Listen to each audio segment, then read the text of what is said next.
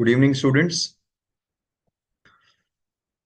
I hope you all have studied the customs law very well, and I'm sure you would have been able to now relate to major of the customs law. Now, customs was very new to you, but now what we are going to start today is what you all studied firstly at your inter level. Again, you all have practiced it in your articleship, and since now GST is a monthly return affair, I'm sure you would have done a lot of monthly return filing, annual return filing, also handling various notices. So I'm sure now we can have an interactive deliberation on the topic relating to GST. So let us start. As you can see on your screen, the topic that we are going to start today is supply. Now, supply is the core of GST. In fact, supply is, as you all know, the taxable event of GST. Now, firstly, can anybody tell me what is a taxable event? If you all want, I'll unmute you because now this is a topic which you all have studied earlier, which you all understand very well. So now I think we can have a very good discussion, even maybe live, if it is possible for you all. So,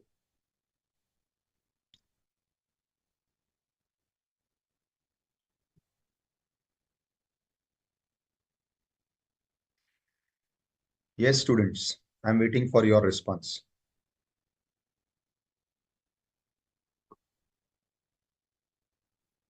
Anybody?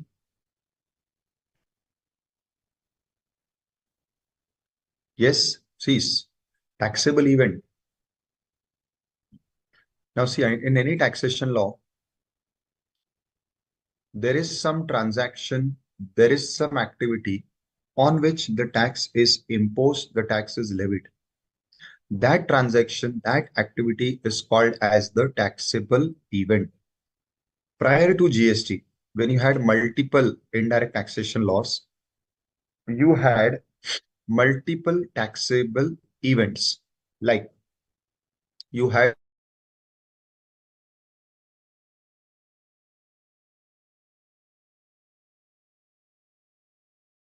taxable event was sale. You had the second one in the form of central excise, for which the taxable event. Then you had the third one, which was in the form of service tax, where the taxable event was provision of service, right? So we had multiple taxes, tax laws, and for different tax laws, there was a different taxable event which attracted that particular tax liability, correct? Now, I'm sure you all will be able to understand what I mean by taxable event. Now, when the GST law was being drafted, the question that came was that they wanted to make a law that would cover all these taxable events in one place. Because now I levy GST for manufacture also, for service also, for sales also. So for all events, I have to levy a single tax, and hence the taxable event also has to be single. For this purpose, they had to figure out such a word which would encompass all the taxable events for all the different types of taxes which were there prior to GST. So they came out with this word, this concept, where now we say it is supply under GST. So the taxable event for the purpose of GST law is supply. Now, many times on a lighter note, I always say, what is supply? Supply means sub pay apply. So that is how you can simply understand GST. The taxable event in GST is now you do any type of commercial transaction, there is GST, because that commercial transaction is now what is termed as supply, which means sub pay apply. That is applying on all. That is how you can remember supply in simple words. However, since we are talking about a taxation law, that also a transaction tax, because on every single independent transaction there is a tax. Hence, the term supply has come with lot many different variations, different angles. And that is how we have to understand supply today with all its dimensions, all its angles. I hope this is clear to all students. Now, as we just discussed about supply, that supply is what? It is the taxable event. Now I ask you the second question. If supply is the taxable event, what is the taxable object? Can anybody tell me what is the taxable object? Yes, students. Anybody can tell me what is a taxable object firstly, and secondly, what is the taxable object under GST?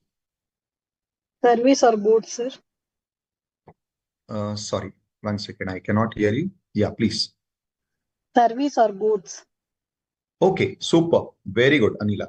So, Anila, you're right. Students, what is a taxable object?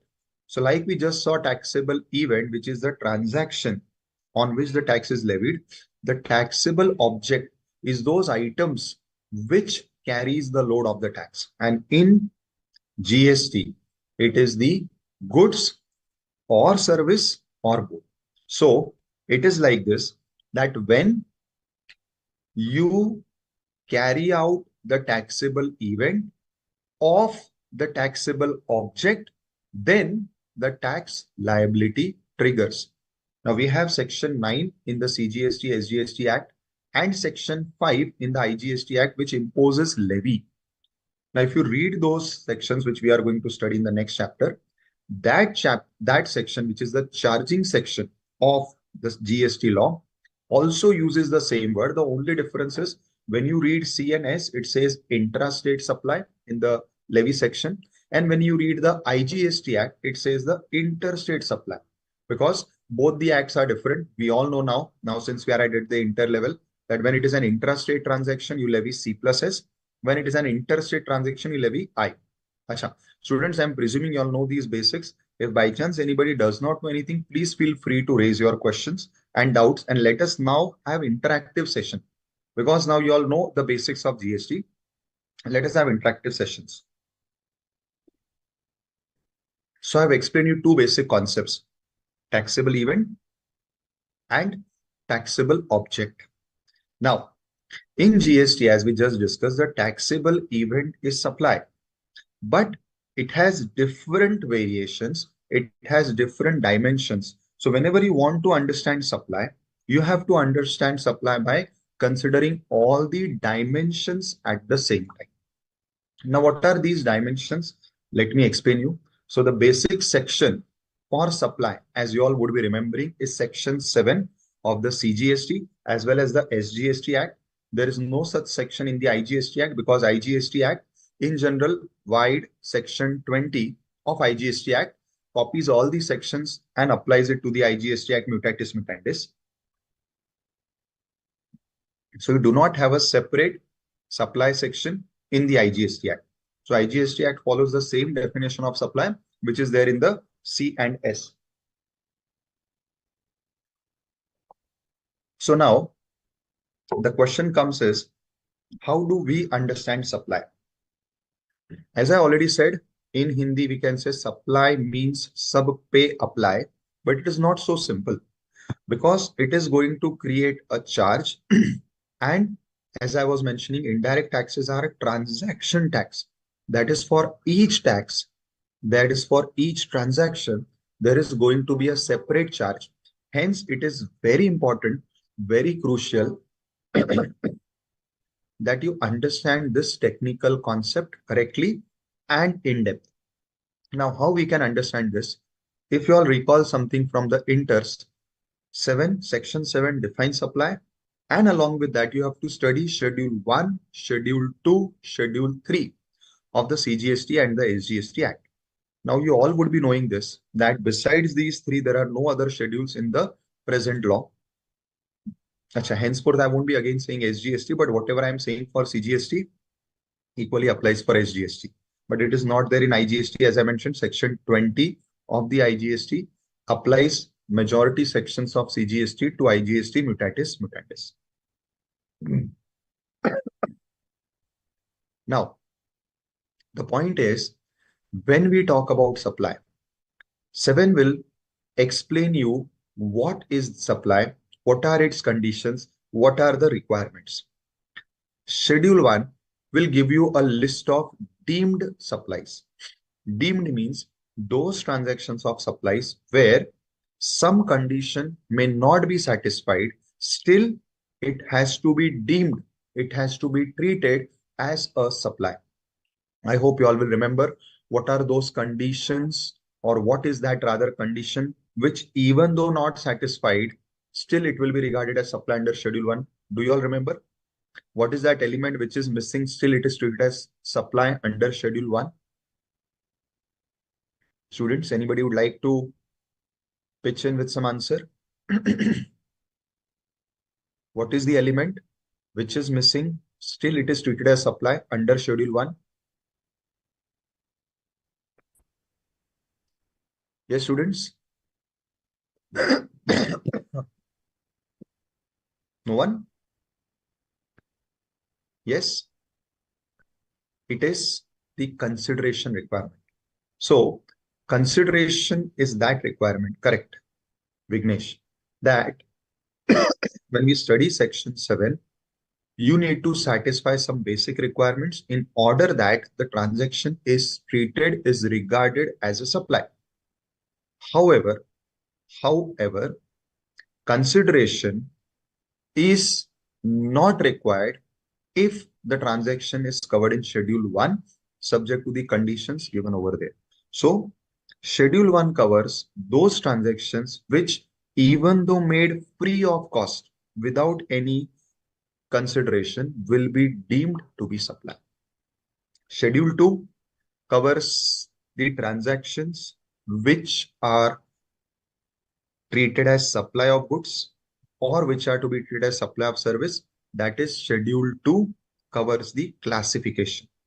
This classification is very important because whatever you will study further, RCM, exemption, tax rates, time of supply, place of supply, all these provisions are segregated for supply of goods or supply of service.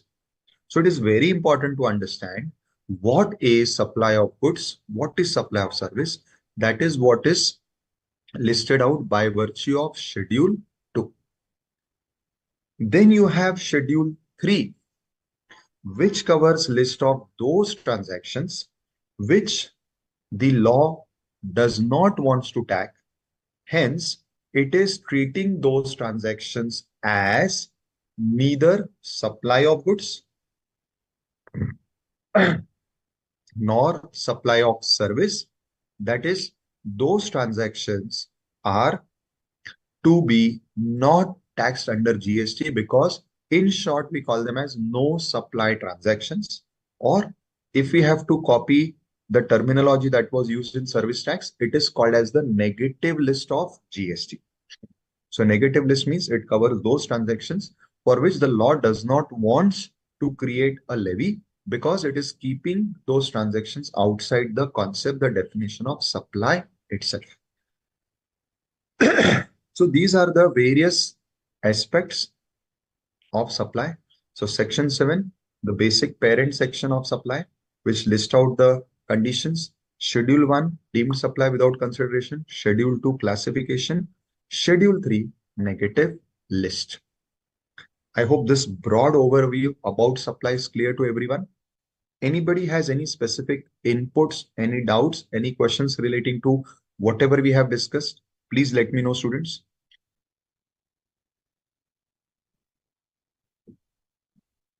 Yes, students. Okay, fine. So let us then proceed. So we have to understand the meaning and scope of supply under GST. Now, as I was mentioning, different laws have different taxable events. So this is what I have listed out here. Excise, it was manufacturing, service, it was provision of service, etc. This is what we just discussed. And under GST, it is the supply. Now, how to understand supply? We can understand supply in a very simple chart like this. So, there is something which is neither goods nor service.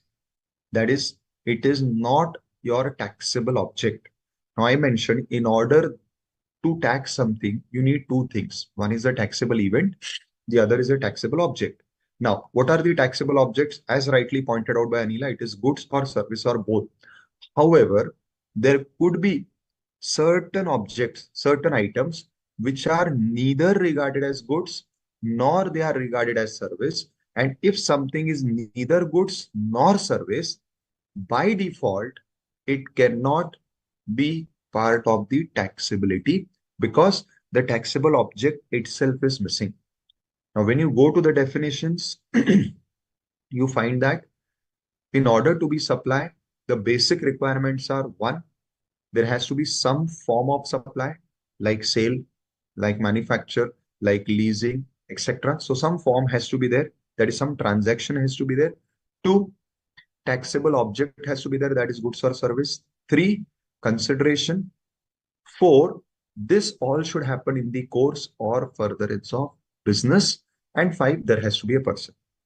Now, once all these elements are present, then only there could be levy, and then only this transaction could take the character of supply.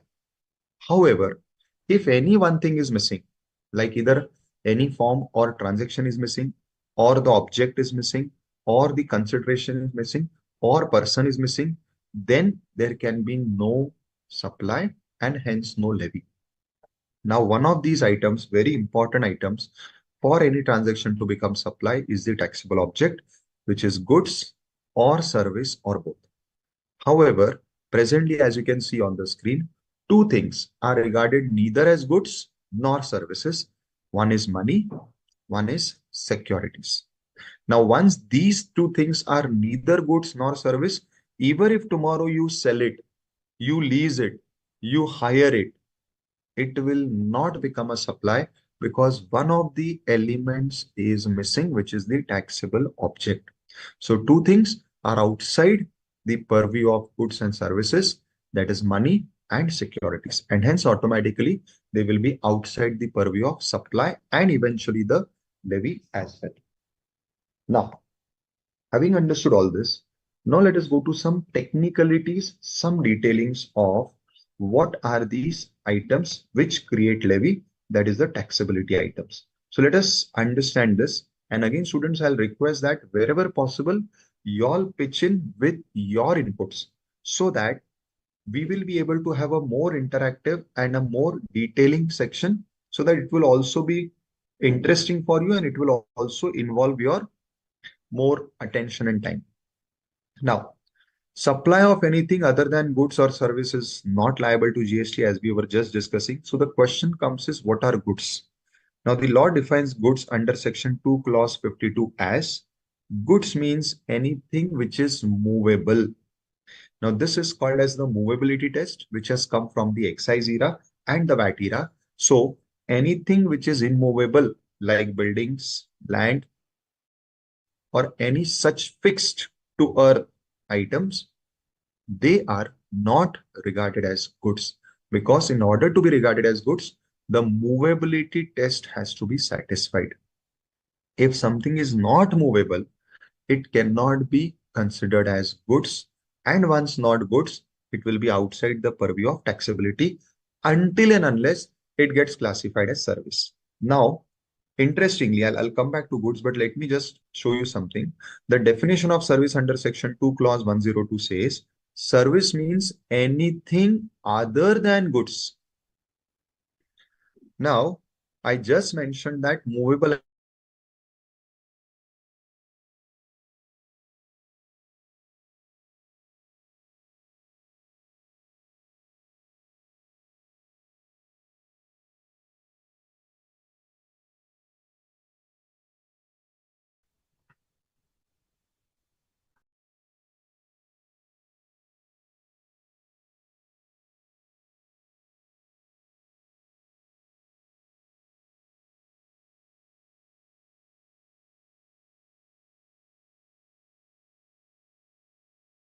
When they say anything other than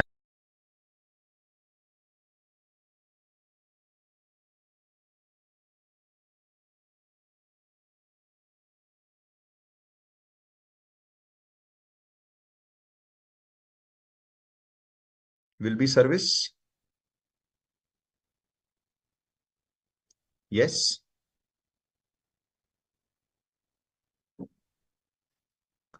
Immobile items are not goods. So my question is, will it be service?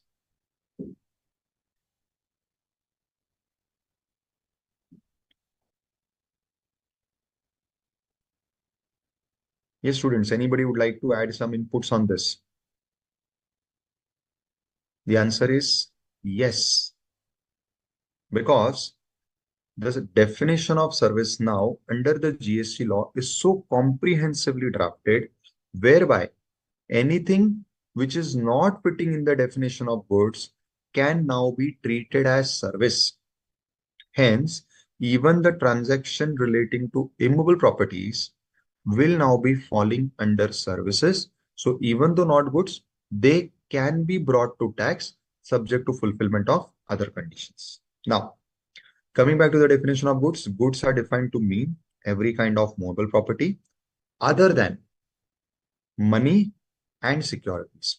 And if you see, the same thing is excluded here. Service means anything other than goods, money, and securities. That is why in my previous slide I showed that anything which is neither money, neither securities, that only can be goods or service, because both the definitions have excluded money and securities. So money and securities are not taxable objects, and hence there can be no levy relating to money and securities. However, again, then the question is, or then the concept is, that whether everything relating to money and securities will not fall under levy. Answer is no. We'll see, something is further given. So what is given? So service is defined to mean anything other than goods, money, securities, but it says it includes activities relating to the use of money. So money by itself is neither goods nor service. But if you give your money for using, like when you give your money on loan, giving money on loan is a service. Okay. I'm not saying that it will be finally taxable only, because if you all remember, interest is exempt, interest on loan, deposit, advance. But at least when we are discussing the concept of goods and service, giving money on loan will now be treated as service, because it will be use of money. Or something else relating to money is also part of service. That is what? Conversion. It's conversion by cash or by any other mode from one form of currency or denomination to another form of currency or denomination, for which separate consideration is charged. So whenever somebody's exchanging money, dollar against rupee, euro against dinar, at such times, this particular activity of exchanging money from one currency to another, from one form to another, one denomination to another, will be regarded as service whenever some separate consideration is charged, like if the banks or the money exchangers are charging you some commission or some service fee. So that particular activity of exchanging money will be service. So money by itself is neither goods nor service, but one, use of money, two, the activity of exchanging money, converting the currency, will be regarded as service. Similarly, one more thing is clarified, that services includes facilitating or arranging transaction in securities. So, whenever you are buying or selling shares, mutual funds, debentures, there will be no GST on the value of shares sold, on the value of mutual funds sold or purchased. However, the broker, the agent through whom you are arranging this transaction, who is facilitating this transaction, like the Bolt where you are registered, where you open your demat account, through which you are doing this transaction, they charge you some fees, which may be a transaction fee, which may be some fixed fee. That fees will again be part of service. What is the service? Arranging or facilitating security transactions.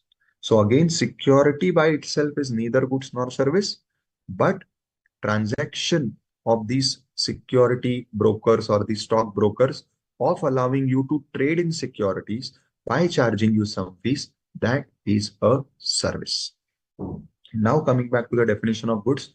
So goods means every kind of movable property except money securities, but includes actionable claims, growing crops, grass, and things attached to or forming part of land. Now we just discussed if anything is fixed with the earth, it will become immobile.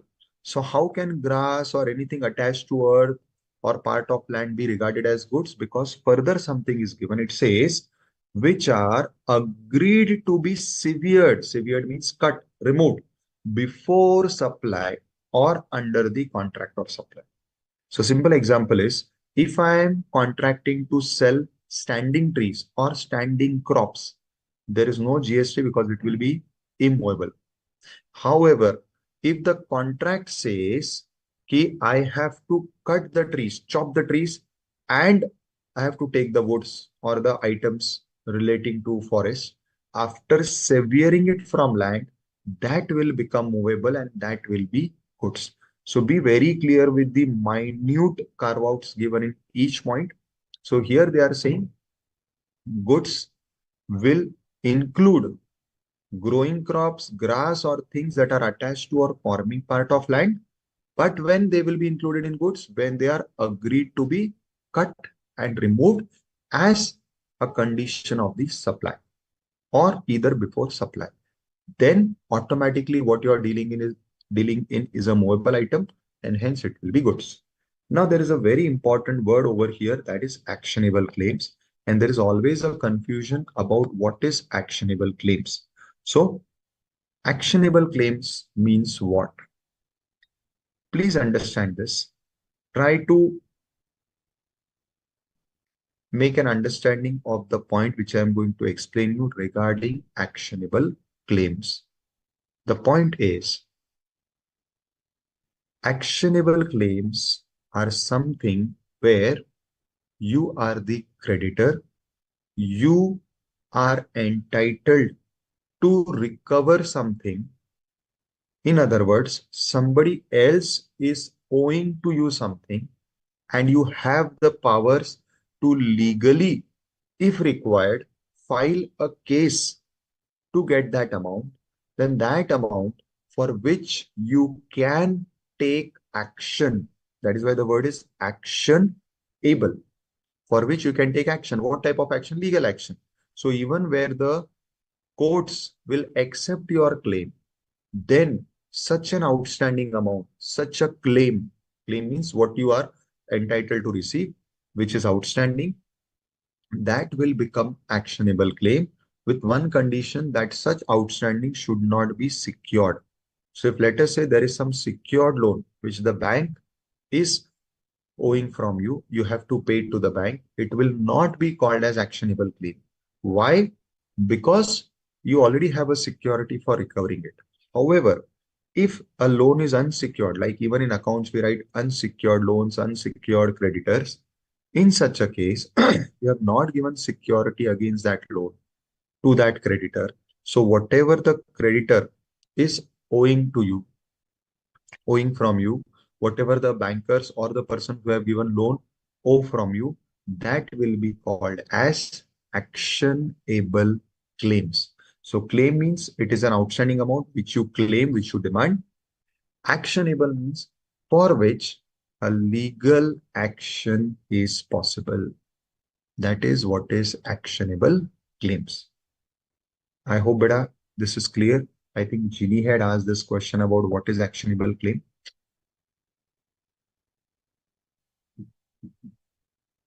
Perfect. Just 1 second. I think somebody is at the door.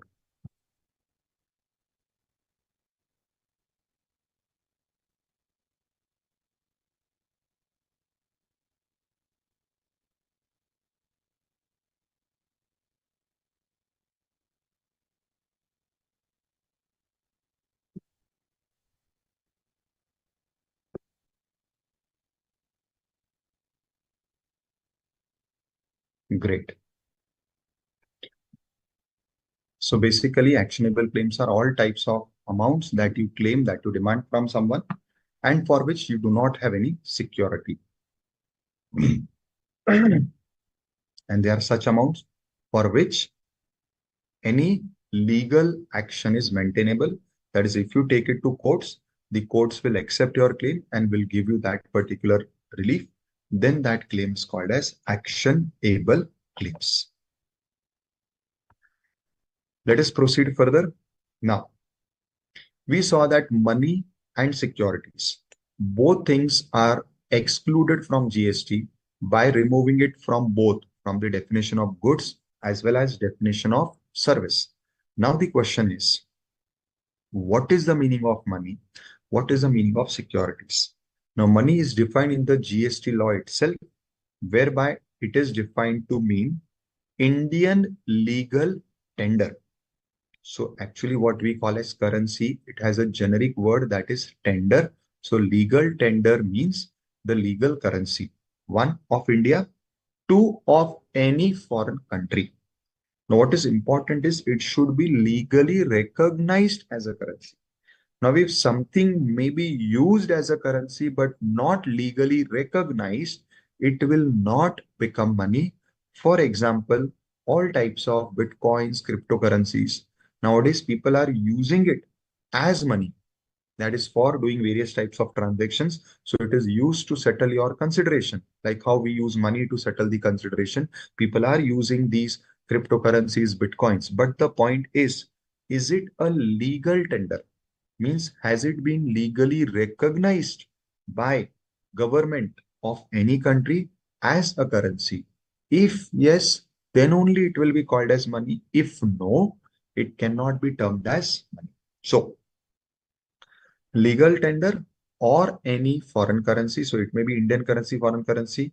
Further, if you remember, you have studied a word, a concept called as negotiable instruments like checks, promissory notes, bills of exchange, letter of credits, demand drafts, pay orders, traveler checks, money order, postal, electronic remittance.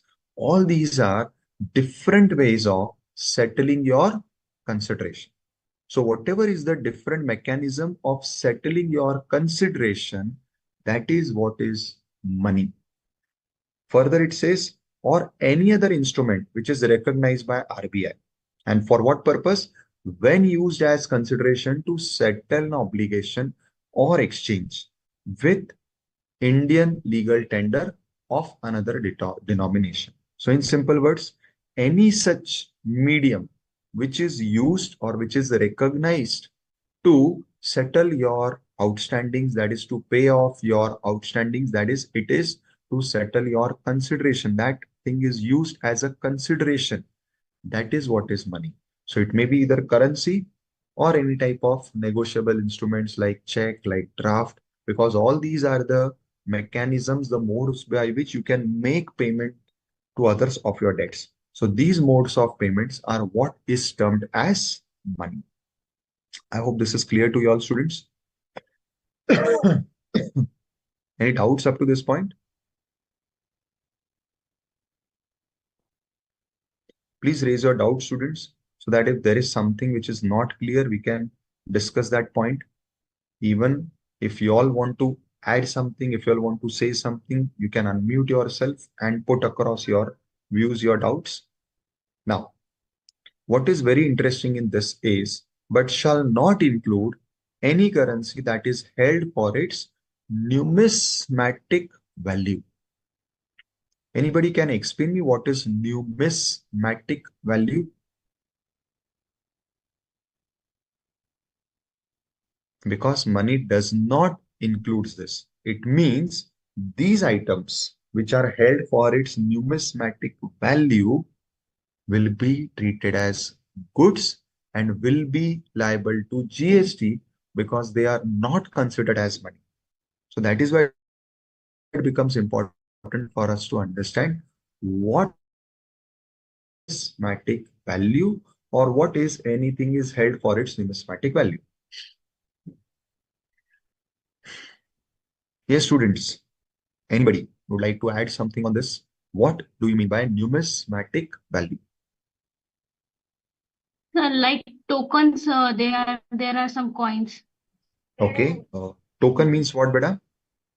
Uh, कोई transaction करने पर आपको You can tokens speak in any language, not a problem. कोई transaction enter करने पर आपको tokens या coins मिलते हैं which have a numerical value of a currency like reward points. So let us say when you are buying something online or through some card and they give you some credit points. That is what you mean to say? Yes, sir. Hmm. Okay. But actually it does not covers that beta here. Because anyways, those are just see when they give you any credit points, it is just a different way of that particular bank or that particular online portal to give you discount for future transactions. So what they say that I am crediting this much amount. So let us say you make a purchase of thousands, I give you 100 credit points, right? Maybe whatever you are saying, token points or credit points, which the next time when you make a purchase, it will be adjusted. So it is like indirectly a type of a lalach that they are giving you that, see, I've already given you a discount of 100 rupees, but this discount you can encash when you are making the next purchase. So this is a different way of making you purchase again. But that is not what is covered over here. See, you can read what it says, but does not includes any currency. Currency collection, sir. If I'm Ah, holding it for very good. collection purpose. Historic coins and something. Yes, now you all are correct. So it is currency only, but it is held either, as you all are rightly saying, because it is some very old currency, or it is having some historical relevance, or because even if let us say the currency is not very old, but there is a specific number in the currency. Like people are very fond of 786, or people have a very inclination where the number series is 11111. Now it may be 100 rupee note, but since the number series is 11111 or 22222, then that 100 rupee note people are ready to buy even for rupees 1 lakh. So for 100 rupee note, people are ready to pay you 1 lakh rupees because of some number on that. So as you all are rightly pointing out, either it may be some type of a special coin, a very special note, or either because it has any such number which carries a value. So in that case, the note, the currency, which value should be 100 only, it is not that value which it is commanding. It is commanding the value because of some number. That is what is numismatic, or a note printed in a particular year. Generally, if you see that in some cases people have an inclination of a particular year, so they look out for currency note which is printed in a particular year. Let us say now 2022 was COVID. Now somebody wants to earmark this, and so they say, okay, I will be collecting a particular note of 2022, maybe with a particular digit. So people have different types of fancies. So such notes which command a higher value in market, not because of the currency value, but because of some other value.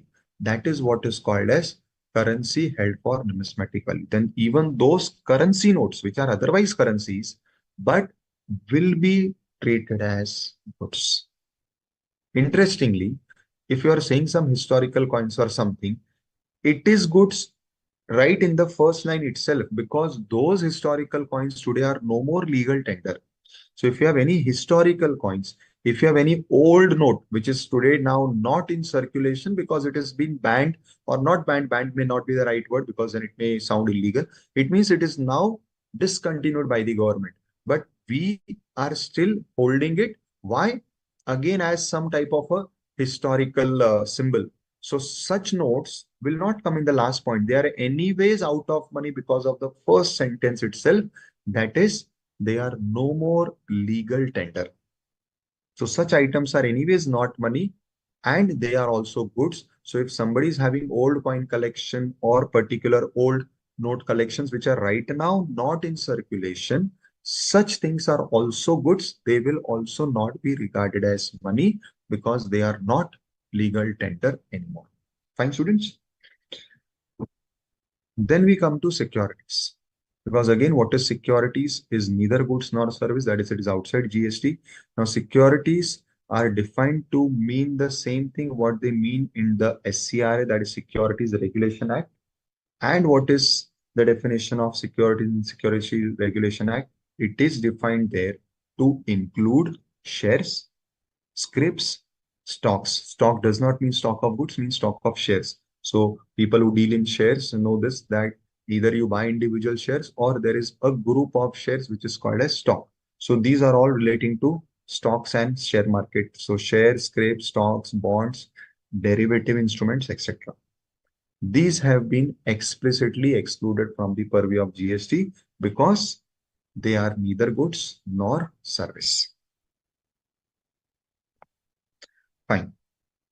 There is a view that the shares of private companies are not covered in 2H of SCRA since those are not marketable. Now, this is a disputed point, but I don't very much agree to this, but I just covered it over here because this is one of the views. So it is said that since private company shares cannot be easily sold in market because that is one of the restrictions in private company, hence they do not satisfy the marketability test. However, why I do not agree, that also let me share you, because even for such shares, you are allowed to sell it to other persons. The only thing is you are not allowed to list it on the share market. But still, if somebody wants, they can buy your private company shares. Hence, I do not fully believe with this, but this is one of the viewpoints. So as I have already given the case law below this, where this is one of the viewpoints. Now, let us proceed further. So when we are talking about supply, how is supply definition under section 7.1 designed? So 7.1 has different limbs, as you can see on your screen. 7.1a is the parent or the main section defining supply, or the most general definition of supply, because after 7.1a, 7.1b, c are also defining supplies, but for some specific case scenarios only. So what are the requirements of these clauses? 7.1a says what will be supply? Supply will be all forms of supply. As I was explaining, what is all forms of supply? Any type of commercial transaction. Like sale, like exchange, like barter, like leasing, like any type of renting. All these commercial transactions are firstly required in order to make it supply. Now, these commercial transactions should be either of goods or service. So if these transactions are of money or securities, then it will be outside supply. Further, they have explained that what type of transactions, sale, exchange, barter, etc., etc., etc. Then it says agreed to be made for a consideration. So the requirement of consideration is there by a person. Now, what is not written over here is also important, that you cannot make a supply to yourself, which is normally called as captive consumption. Now, why I'm raising this point? Because in the prior excise laws, this was one of the taxable items or taxable events where even if your manufactured goods are used by you only, still there was levy of excise, because manufacturing and using by your own self was regarded as captive consumption. This was the word used there. So what is captively consuming? What you have made is used by you only. However, supply is not possible for such a scenario, because for supply, I need to give it to somebody else. I cannot give supply to myself. This is a very important point. Kindly make a note. This will be helpful to you when we understand the concept of valuation, when we understand the concept of composite supply, mixed supply. So this concept will be required in other chapters also. So what are the requirements? There has to be one of the forms of supply like sale, barter, etc. It should be of goods or service. It should be for a consideration. It should be by a person to somebody else, not to his own self. And most important, it should be in the course or furtherance of the business. Now, these two requirements, course or furtherance of business and consideration, these two requirements have some exceptions below. But other than this, forms of supply, person, and good service, this has no exception. So these three becomes the most crucial part of the definition. Now, either your transaction can be supply as per 7.1a, which is the most general definition where 99% of transactions are covered. But for some special case scenarios, you have different set of transactions which may also be regarded as supply, like 7(1)(b), which says that whenever there is import of service, so when an outsider is supplying a service to a person who is in India, that is a foreigner, it gives a service to a person in India whose place of supply is falling in India, we call it as import of service. Now, where import of service is made for a consideration, whether or not it is in the course of business. So, in very simple words, where the import of service is for your personal purpose, when it is for a personal purpose, it will be still regarded as supply. It means in this one special case scenario, that is of import of service, the requirement of in the course of business is not there. So something which is not in the course of business is generally not a supply. However, the exception to this rule is the case of import of service. Further, as per 7(1)(c), another case scenario that is covered is where those activities are listed out in Schedule 1, those activities, whether made with or without consideration, obviously without, because if it is with, it is already covered in 7(1)(a), where it is made without consideration, still it will be regarded as supply. Two conditions to be satisfied. One, it is listed out in Schedule 1. Two, it should satisfy the other test of in the course or furtherance of business. So when the activity is in the course or furtherance of business, and when the name of that activity is given in the list of Schedule 1, then even those activities are made without a consideration, they will be regarded as supply under 7(1)(c). Students, any questions or doubts up to this point?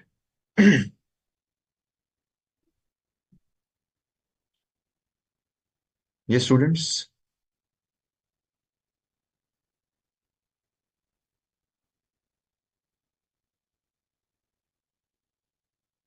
No doubts, no questions.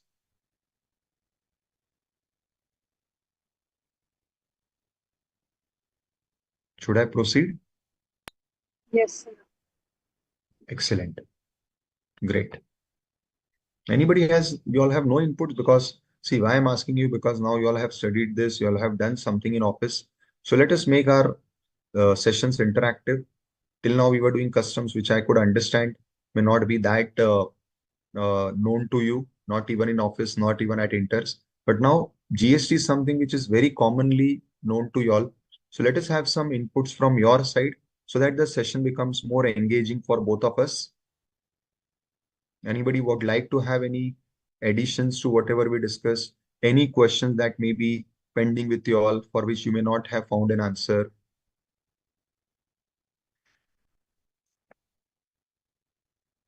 No? Great. So, Huh? yes. This is my first lecture for attending these lectures. Earlier lectures I have not attended, but I want to ask one query. If goods or services are transferred within the division of the same entity, would it be considered as supply? Okay, good question. So firstly, beta, let me first address one point. Even if you have not done previous lectures, not a problem, beta, because we have started GST today only. Prior to this, what we were discussing in this subject was the customs portion. So even if by chance you have missed, there is no loss. You can always refer to those lectures because those are all available on our BOS portal. And even in that particular case, what we are studying, it is having no link with that. Now, answering your present question that you have asked me, ki where I am making supplies within my own different divisions, whether it will be taxable. That is where Schedule 1 comes into picture. Now, let me answer. Anyways, we are going to study Schedule 1, but the answer is where your different branches. Now, you have used the word division. I'll just use another parallel word, branches. Wherever your branches are registered under GST, then the GST law says, even though they are your own branches, it is you only. Like you have one shop here and one shop in some other city, one hotel here and the same hotel you are running in the other city. But if you have registered them separately, then in the eyes of GST, they are treated as two separate persons, which is called as distinct person. In other words, in the eyes of GST, they are two different entities. And now when you are making transfer between these two entities, whether it is for consideration, still it is supply under 7(1)(a. Even if it is not for consideration, it will still be supply under 7(1)(c). Okay, sir. Fine, student? Fine, Pooja? Yes, sir, clear. Good. Anybody else has any questions or doubts, students?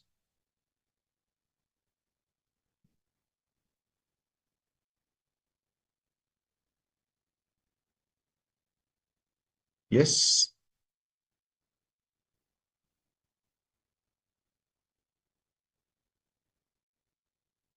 No doubts? So I can proceed then. Now, the meaning of supply should be goods or service. It should be for a consideration and it should be in the course or furtherance of business. And if it is not satisfying any of these conditions, still it may be supply if it is falling in one of those special case scenarios that we just discussed. Now let us go to each of these pointers in detail. Now, section 71AA. This is a new addition to this list of supply. Now, what is this new addition? Let me first explain, then I'll give you some backdrop of this. So, 71AA covers the transaction or the activities by a person. Now, who is this person? He is a person other than individuals. So, generally, basically, this point is made for all types of societies. Like, you all have your own housing societies, you all have different types of clubs of which you may be a member. So this particular clause is made for such type of societies or clubs where you are a member. Now, when such societies or clubs are providing any service to their members, a big question that was raised was, which also traveled to the court, that whether the transaction between a club and its members can be a supply because they are no two different persons, because they are one and the same. Because see, what is a club? It is a group of people. So it is like somebody, or let us say your building, 20 people came together, made a group, and you decided that every week we'll contribute something and we'll go for a party or we'll do some activity using that money. So this is how clubs or groups are formed. Now, practically, the club means you all only, the group of all 25 people. So these 25 people, which is called as now a club, and the individual in the club are practically no two different persons. This was a decision given in a very famous case of Kolkata Club.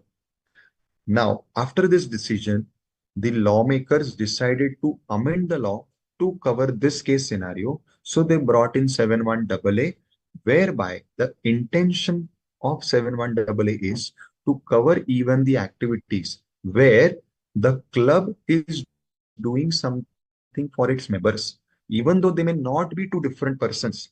But now the law presumes, it deems that the transaction between them is a supply. So what is this amendment?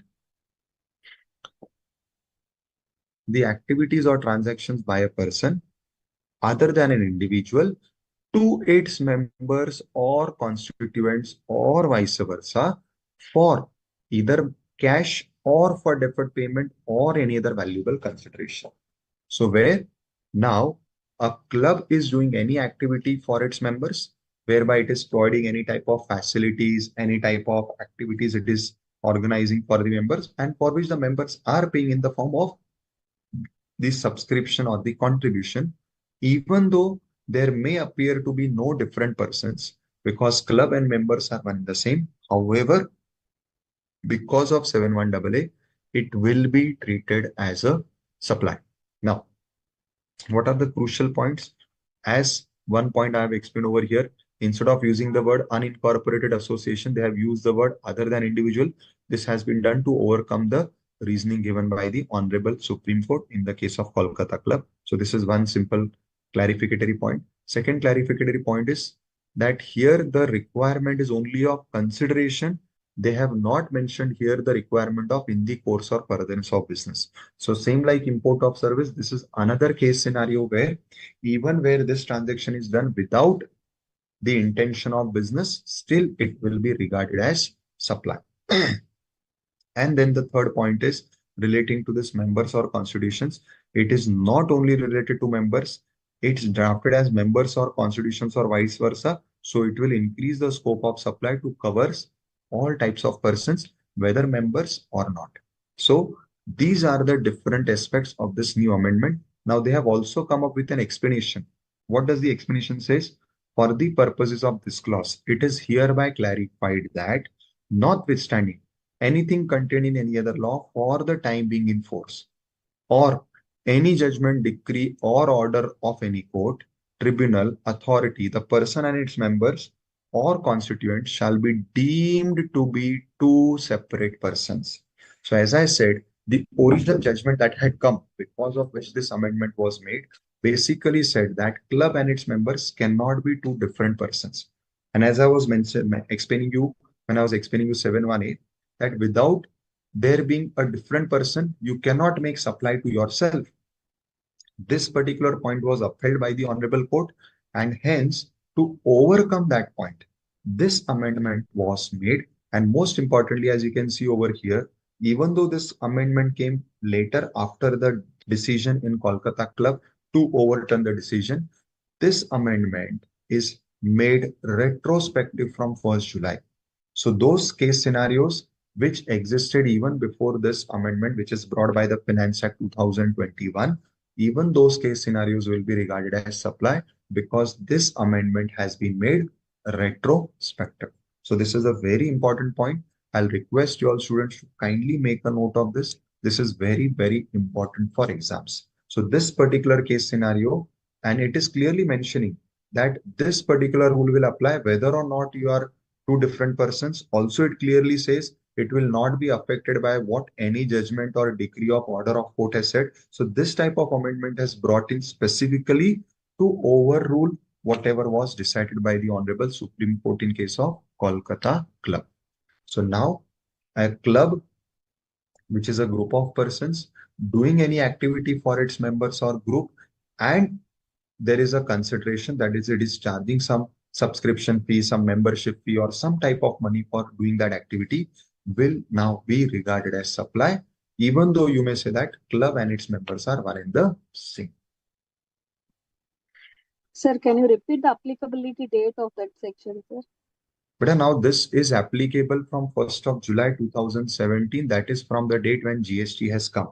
So actually this amendment was brought after the decision of Supreme Court, and this was brought in 2021 budget. So it is very recent. However, they are bringing this amendment to clarify their position from day one. Day one means 1st July 2017. Understood, beta? Okay, sir. Thank you, sir. Clear, na? Yes, Jeannie. Sir, actually, you have said in 7(1) that cooperative societies will also be included in that. See, any unincorporated body, see, actually what they have said other than individual. So other than individual covers all types of bodies. Yes, sir. Then the taxable consideration in that is the when person purchase the house in the flat or any No, that beta. will be the We are not talking about purchase of flat or house, because as you know, purchase of a constructed property is outside GST. See, here it is not about purchasing a flat, it is about carrying out any activities. So basically, beta, it is more relating to clubs. So where there is any club or society, like for example, some old people have formed their society, some ladies have formed a kitty group. So all such things are what is covered in 71AA. Now, they may form a group which they may call as a group, a club, a society, a circle, a friend circle. So all those things are covered. Okay. And I thought that society, that's sorry, sir. No, but it is not that society. It is not about the purchase of a house or that. That is a different concept altogether. And anyways, purchase of a ready house, that is a construction completed flat, as you would be knowing, is Schedule 3 item. So it is outside GST. Yes, sir. Yes, sir. Thank you, sir. Yeah. Anybody else has any further questions on this? No, sir. Okay. So this is how the three schedules are designed. So schedule 1 is covering those cases which will be treated as supply even without consideration. It is coming wide 71C because 71C has provided for this particular schedule 1. Similarly, schedule 2 deals with what scenarios will be classified as supply of goods and what transactions will be classified as supply of service. This is coming wide section 7 bracket 1 capital A. And then schedule 3, which is giving you a list of those transactions which will not be regarded as supply, which we may also call as negative list, how it was called in the service tax era. This is coming by way of section 7 bracket 2. Now, let us go further to some more important concepts. Now, as we saw that there is one requirement in the supply concept under 7(1)(a), that is of consideration. Now, how consideration has been defined? So considerations, first understand the meaning. So consideration is the return that you give against a supply. So if I'm making a supply to you, now you have to return back something, you have to pay back something. Whatever you return or you pay back to me, that is what is a consideration. So consideration is your payback. Now, how consideration is defined? It is defined to include payment made either in money form or even in non-money form, something like a barter. So I'm giving a service to you. You may give back some other service or you may give me goods. So when money flows, that is also consideration. When instead of money, you give me something else, that is also a consideration. But there is some very important condition attached to it. What is that condition? The condition is that this payment by you to me should have a connection with the underlying supply. It means I am giving you a supply. Let us say I am giving you this training or coaching. And as a compensation for this, as a return for this, you are making payment of, let us say, rupees 5,000. That 5,000 will be regarded as consideration. If you are making me payment of 5,000 because you had taken a loan from me of 5,000 that you are returning back to me, that 5,000 since has no connection with this supply, it cannot be regarded as consideration. So what I'm trying to tell you is any payment coming from you may not be consideration for my supply until and unless the linkage has been made. This is, if you remember your Contract Act, there was a concept in Contract Act called as quid pro quo. So what was that concept? Quid pro quo. Now, quid pro quo means something in return. So I am giving you a supply, you are giving me a payment. This is not sufficient until and unless that payment and that supply has been linked, whereby it has been agreed, it has been stated that whatever payment you are making to me is for this supply, is against this supply, is for getting this supply done. Then that payment will take the character of consideration. So consideration is a payment which may be in money or non-money form. It is a payment which may come to me from my recipient or by a third person. Again, this is a very interesting and important characteristics brought about by consideration, that the consideration which I'm getting may not necessarily come to me from the recipient of the goods or service. So I may have given supply to you, but your parents are making payment. Or let us say a company who is financing your education is making payment, makes no difference to me. Yes. Now there is an exception that where the amount is paid by the government. So let us say your education is financed under some government project or scheme, and the payment is coming from the government in the form of a subsidy in price. So there is some subsidization scheme of the government whereby the government says that for students doing professional course, their 80% of fees will be paid by the government. Now let us say my fees is 10,000. So you are only paying me 2,000, 8,000 will be coming from government because of their scheme where they are giving subsidy for education.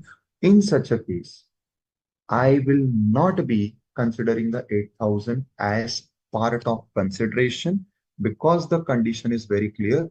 Where that amount is coming from, central or state government, it will not be considered as consideration. However, where this same example, let us say my fees is 10,000, 2,000 you are paying because 80% is paid by some trust who is financing education, or it is paid by some company which is for the purpose of its CSR financing education. In such a case, for me, the consideration will include the payment coming from this third person. So the payment may or may not come from the recipient directly. That makes no difference. Still, it will be a consideration. Most important, many times we take a deposit at the start of any transaction. Like if you want to rent my house, I will say, okay, pay me 3 months rent as deposit. Or if you want to take some asset of mine for using it, I will say, okay, keep some deposit for me as security. Now, whenever you pay something to me as a deposit, a security deposit, that amount is not a consideration because it is deposited with me with a purpose that it will be returned back after everything is complete and there is no damage, nothing. So it is kept like a security to ensure that there is no damage to your goods or whatever, not your mine goods or whatever I have given to you, like my house or my property. And in case there is a damage, I can recover the damage from that particular amount. So it is not a consideration because it is not having that quid pro quo. It is not against the activity or the supply which I have given. It is just kept as a deposit. And by deposit, it means it is returnable at the end. This is not included in supply. However, if let us say you have not paid me rent of 2 months, and then you ask me, okay, sir, do one thing. You have my deposit, get 2 months rent from that. Now, the day when I will apply your deposit against the rent, that much deposit which is applied will be regarded as consideration. So importantly, you have already paid the money to me at the start, but at that time it was not regarded as consideration because it was kept with me as deposit. So just visualize a ledger account where I have given the heading as security deposit and I put your 3 months rent in that. It is not a consideration. But the moment you say, okay, sir, my 2 months rent is pending, you do one thing, you adjust that 2 months rent from that particular deposit. In that particular case, what I will do in accounts, I will debit that deposit and I will credit my rent account. This is what is called as the security deposit is applied for the consideration. In that case, this 2 months amount which I'm applying, that is, I'm transferring from security deposit amount account to my rent account, that will be considered as consideration. Yes, Beta Pooja. Sir, what if a deposit is of such a kind which is not refundable and also not adjustable against the rent receivable? What to do with this kind of Okay, deposit? can you give me an example of a deposit which is not refundable? Then we will never call it as deposit, Beta. Sometimes if there is any tendering is ongoing, in which case some deposit has to be there. Whether you are winning that tender or not, it is not refundable and now also not adjustable against future any expenses or payments to be received from your side. Okay, okay. Good example, Beta. See, in that particular case, if you are calling it as a deposit for the time being, then first point, if it is something which is not refundable, then practically it is not a deposit. It is like a charge for participating in the tender. So even though the word uses deposit, I will say it is like a charge. So whoever wants to file a tender has to pay 10,000, let us say, and whether or not you pay 10,000, whether or not you get 10,000, whether or not you get the tender, this 10,000 is payable by all. Now, even if the person who is getting the tender, for him or her also, this 10,000 is not adjustable. In that case, maybe people may call it anything, but then it is not a deposit beta. It is like a fees for participating in the tender. Like many times they say, na, those who want to file a particular application has to make a payment of fees. Like for example, you want to appear for some entrance exam, some type of IIM exam or something. So they ask you to pay a fees that will make you eligible for the particular exam. Whether you are selected or not, that is a different thing. But even for being part of this exam process, you have to pay a fees. So I believe it is more like that, even though they may call it as deposit, but generally deposits are those which are always refundable. So if something is not refundable, but I don't think it is correct to call it as deposits. Fine. So even if it is in practical sense fees, it will cover under GST, Yes, like the but charge cost see of now once it service. is not a deposit, so now we'll have to see, we will have to apply the entire concept of supply. Okay, what is the supply? Now see here, money is flowing. So 10,000 you are getting from every person who is participating in the tender. But against that, have you given any supply of goods or service? Answer is yes. You have given them the opportunity or right to participate in your tender. So it is like the participation fees. So there is a supply, there is a consideration, and the other limbs are satisfied because it is in the course furtherance of business, etc. So it will be leviable to GST. Yes, sir, clear. So this is the detailed definition of consideration, which we just saw in bullet points. Now, let us examine some of the pointers. First, donation received by charitable institutions from individual donors without quid pro quo for something. Yes, students, tell me, is this a consideration? Point number one. No. Similarly, No, second, sir. artwork is sent by artists to the galleries. So whatever artwork you all have done, now you want to put an exhibition of that. So you are sending it from your workplace to the place where the gallery is. If it is Yes, not for sale, then no. exactly. And similarly, third case, no claim bonus offered by an insurance company to the insured. That is, since you have not claimed any amount in the previous year, so in the next period, whenever you are making the payment of premium, we reduce the premium because we give you no claim bonus. See, these are the examples where there is no consideration flowing, or if there is a consideration, there is no supply flowing, like in case of donations, where you are giving something to the charitable trust and you say that this is my donation to the trust. Fine, but there is no quid pro quo. You are not getting anything in return. So until and unless you get anything in return, whatever you have paid cannot be called as a consideration. So for consideration to be treated as consideration, or for any payment to be treated as consideration, there has to be quid pro quo. So it should be linked to a supply which is made or which will be made in the future. If there is no supply, there can be no consideration. So consideration, supply are interlinked. Now, this is something very important. Let us understand this. So an important feature of consideration is quid pro quo, as we just discussed. Donations received by charitable organizations are treated as consideration only if there is quid pro quo. That is, if there is some type of agreement understanding that you will get something in return, right?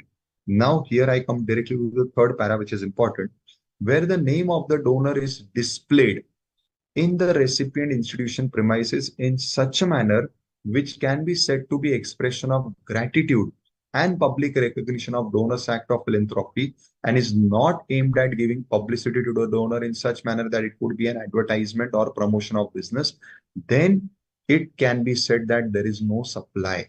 Example, many times we have seen that people donate different items to a particular trust or to a charitable institution, and in the name of that person a room is made. So outside the room the name of the person is written, or some bench is made and on the bench the person's name is written, or maybe some smaller amount of donations whereby you have donated some amount because of which some utensils are made, so maybe your name is put on the utensils.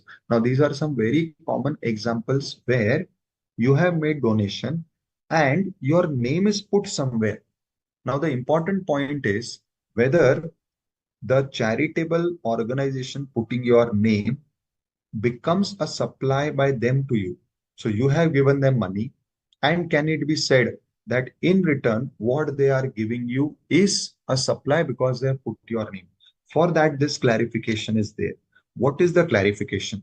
Simply putting your name, like as I said, now outside the room, or in the olden days, people used to put the name on the fans or on the utensils or on the bench. In such a case, by simply putting the name of the person, many times we not even put our names, even though I may have given donation, I may ask them to put the name of my dad or my mom or my grandparents because I want to do it in their name. Now, whether it becomes any type of promotion of my business, answer is no. So where I'm making donation and in return, there is nothing which is in the form of promotion or advertisement of my business, then it cannot be said that the charitable trust is giving me any supply. In short, there will be no GST on the donation. This is despite of the fact that the charitable trust has put my name or whoever person's name I have given to them on the donated item. That will make no difference. Many times you'll find that outside a charitable trust on a wall, the name of all donors are written, maybe at times with amounts. Whether it amounts to any type of publicity, no, it is just recognizing, okay, see, so many people I have donated graciously, so we want to appreciate them, we want to recognize them. That is not any type of advertisement. But opposite to this, what will be advertisement and what will be supply? So let us say where I have given you any type of donation and I ask you to put the name of my firm or sponsored by my name of my firm or something of this which will show the logo of my company, of my business, then it may be a different affair and then it may be recognized or treated as a donation against advertisement, and then it may be regarded as a supply. So this is a very minute difference where you have to check this particular point relating to donations made to some type of a charitable institution. So see, there are some examples given. Bhushan donated a blackboard to Yoganishta Sansthan, a charitable institution. The Sansthan printed underneath the board, so donated, good wishes from Bhushan. Similarly, Srimati Durga Devi donated some money to a temple in the memory of her father. The temple constructed a room in the temple and put the name of her father. So these are some examples where the names are put, but it will not be considered as a supply because there is nothing coming in return from the charitable organization to the donor. So only the donor has given money, nothing is coming in return. So thus GST is not leviable where the following three cumulative conditions are satisfied. One, gift donation is made, payment has the character of gift, and third, the purpose is philanthropic, it leads to no commercial gain and no advertisement. Now, this is what has been very clearly expressly stated out in this circular. So whatever we have discussed is the outcome of this circular, which is dated 11th of October 2019. I hope this point of donation and putting name is clear to everyone.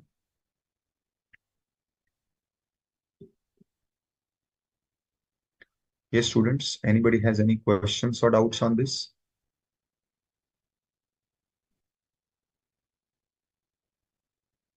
Great. Now, this is the second point. Again, we discussed this, that when you are sending your own artwork to galleries, which will be put over there in exhibition, sending to gallery is no supply. Yes, once it is sold from the gallery, that is a different thing.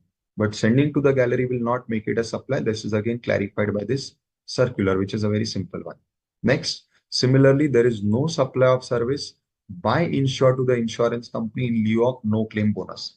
So as I said again, see, no claim bonus is basically a type of a discount given, which we were talking about earlier sometime before when we were talking about that credit points. So since you have not taken any claim from me before this, hence we are giving you some discount in your next insurance premium. This is what they give to you separately by the name no claim bonus. So it appears that you are getting some amount from them. Now the question is, if you are getting some amount from them, is there a supply given by you to them? Answer is no. You have simply not asked for any claim in past 2 years. So that is why they are saying, okay, in the third year, I will reduce your premium by giving you this amount, which they have termed as no claim bonus. So there is no supply flowing from your side. So there will be no GST as it is not fitting in the consideration point. Now, something different from what we have discussed, what this particular point says, when an oil exploration and production contractor gets a license or lease to explore or mine the petroleum and crude oil natural gas from the government, it enters into a production sharing contract. So what is this? So let us say government has given me the license that there is some oil reserves in the Bombay high seas, and they have given me the permission, the rights to extract oil from there. Obviously, for this rights, I have paid them some initial premium, lease premium or charges. But besides that, they also have with me a sharing contract.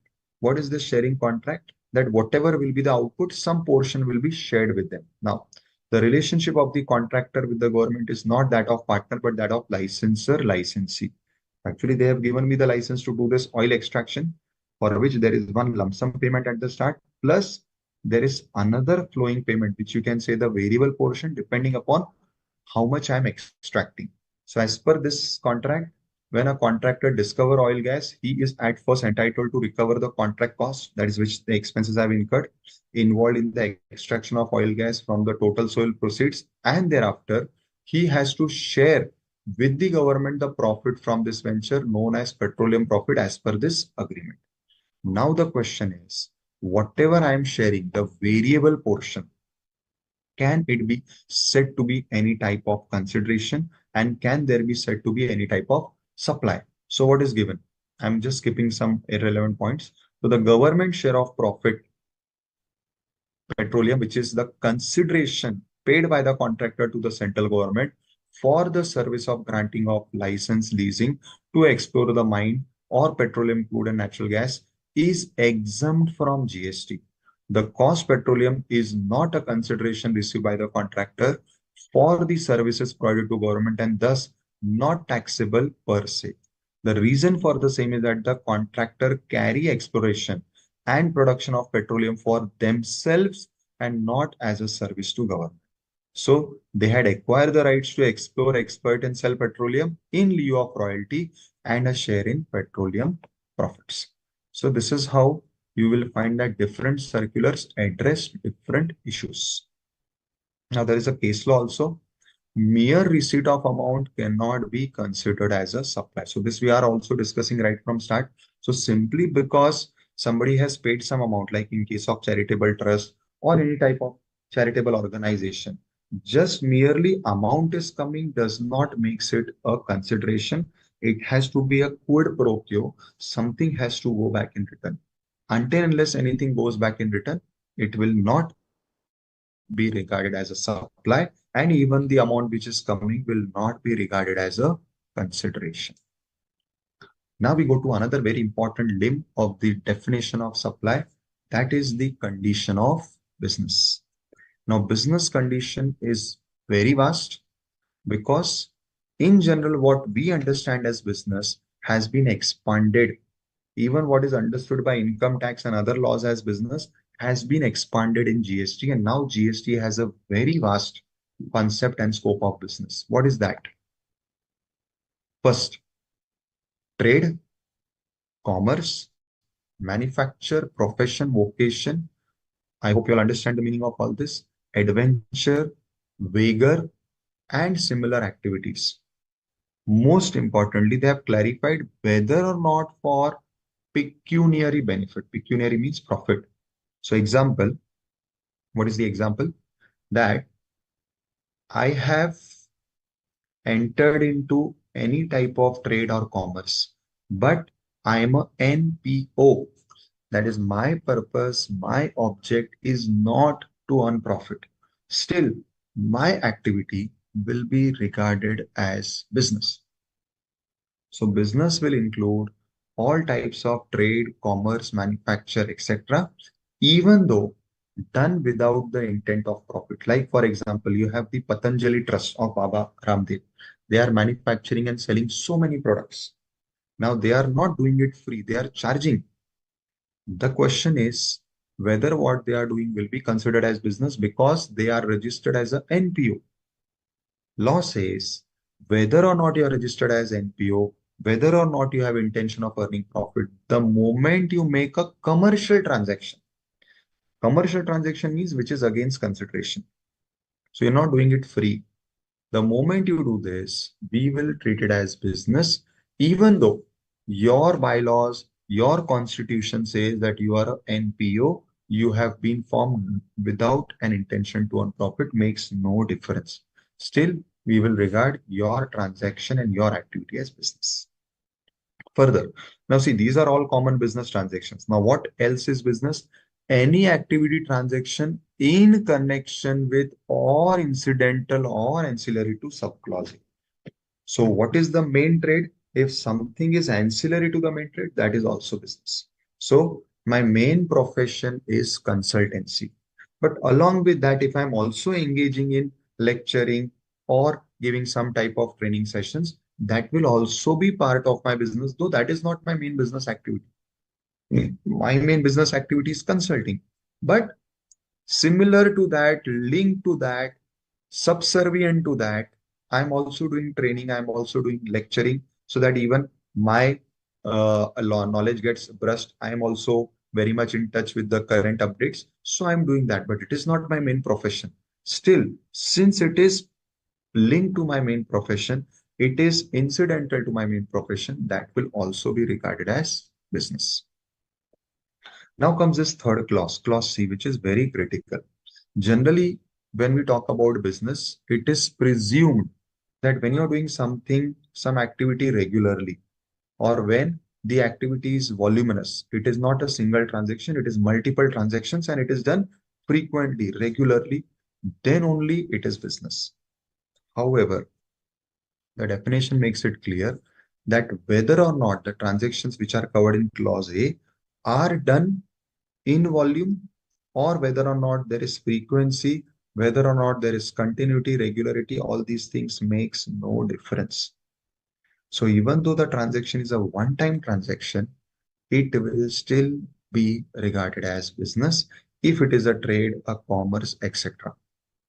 So for the purpose of GST, doing anything regularly, generally when we say business, we always presume that it will be done regularly. GST says not necessary. For us, doing with regularity is not a compulsion. Similarly, they have mentioned that supplying or buying goods, which includes capital goods, either in connection with commencement or in connection with closure.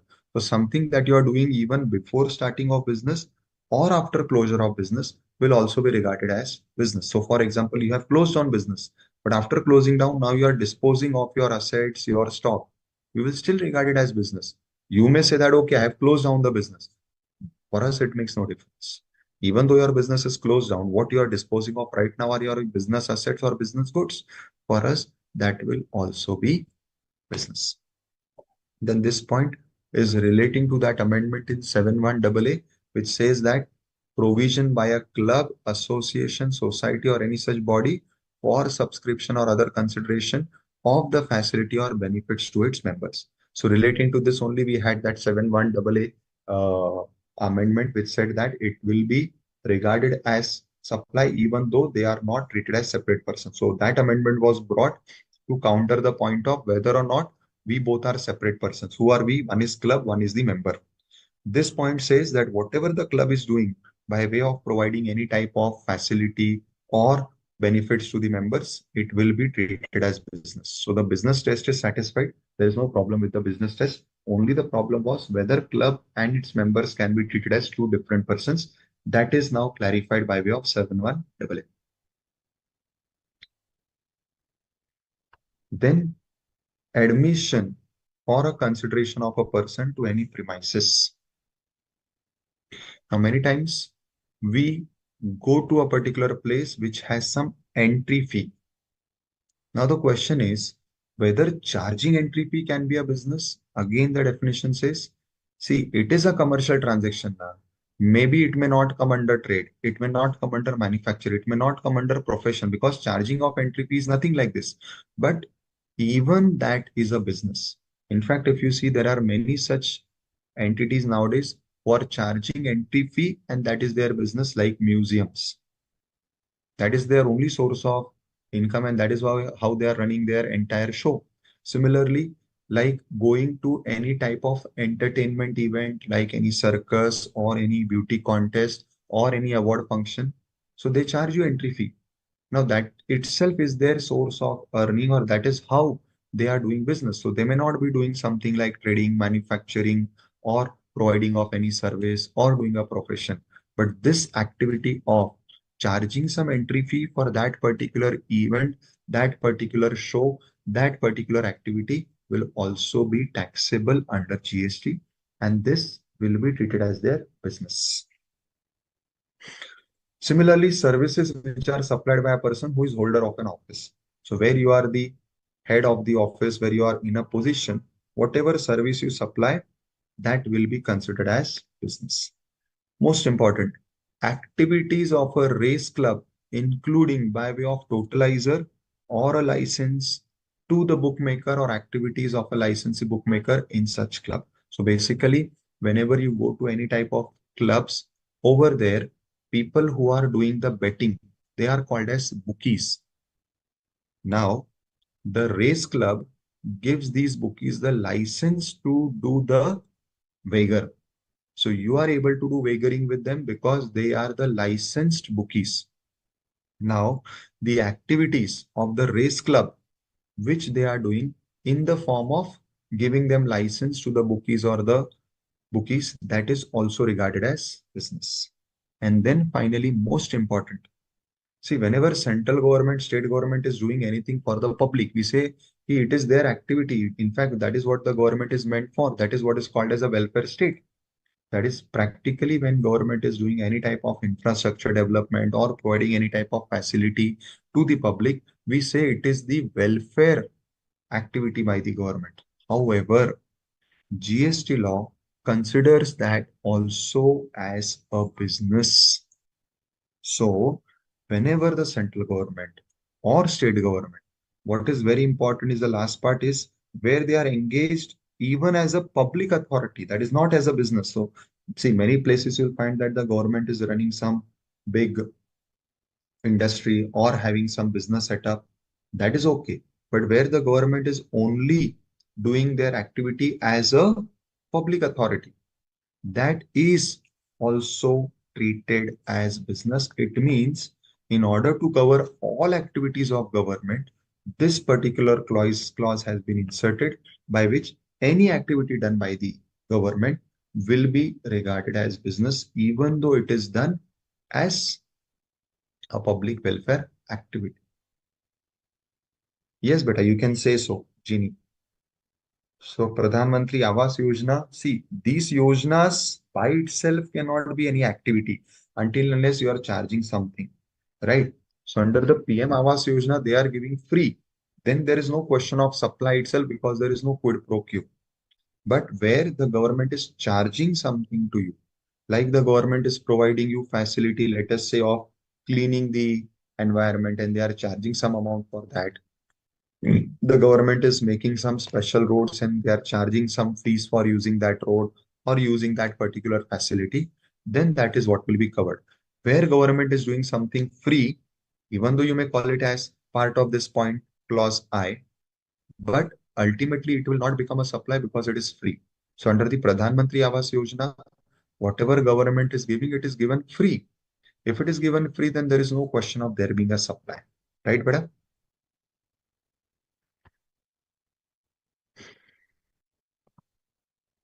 So here there are some clarifications relating to the concept of business. So Rishabh buys a car for his personal use and after a year sell his car to a car dealer. Sale of car by Rishabh to a car dealer is not a supply under GST because said supply is not made by Rishabh in the course or furtherance of business. Similarly, M sells her old bangles to Abhushan Jewelers. Sale of the old jewelry by the individual to a jeweler will again not be a supply as it cannot be said to be in the course or furtherance of the business. The view taken in above examples is based on the view taken in the departmental FAQs or press release. There is another school of thought according to which, since the definition of business includes trade, commerce, or other similar activities, whether or not there is frequency, volume, regularity of such transaction, on literal interpretation, the transaction in the above example can be considered to be made in the course of business. So this is a parallel view, but the general view, as you can see from different departmental FAQs and flyers, is that such one-off transactions specifically made by individuals and which is not part of their business, like selling your personal asset, is never part of your business. Now, what is the difference? If the same car in the first example of Rishabh is held in the name of his company, or let us say the Rishabh is running some business, and in the business the car is purchased and it is shown as a business asset, and then it is sold, it will be considered as part of business because of clause B of the definition of business.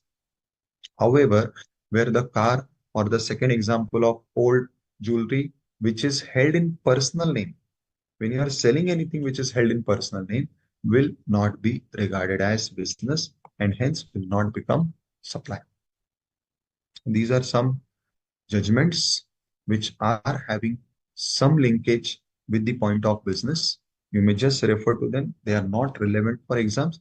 They are just for your additional reference. As you will see that many of these judgments may not be from the income tax, may not be from the GST regime, they may be from the income tax or excise regime, because under GST we are yet to have any significant decision relating to the business aspect. So these decisions are from the other cases. Okay. Has everybody understood whatever we have discussed till now relating to business? Any questions or doubts, students? So as you mentioned in the example, the car sold in the business name, it constitutes business. But whether GST is applicable or not will depend on some other criteria, is it?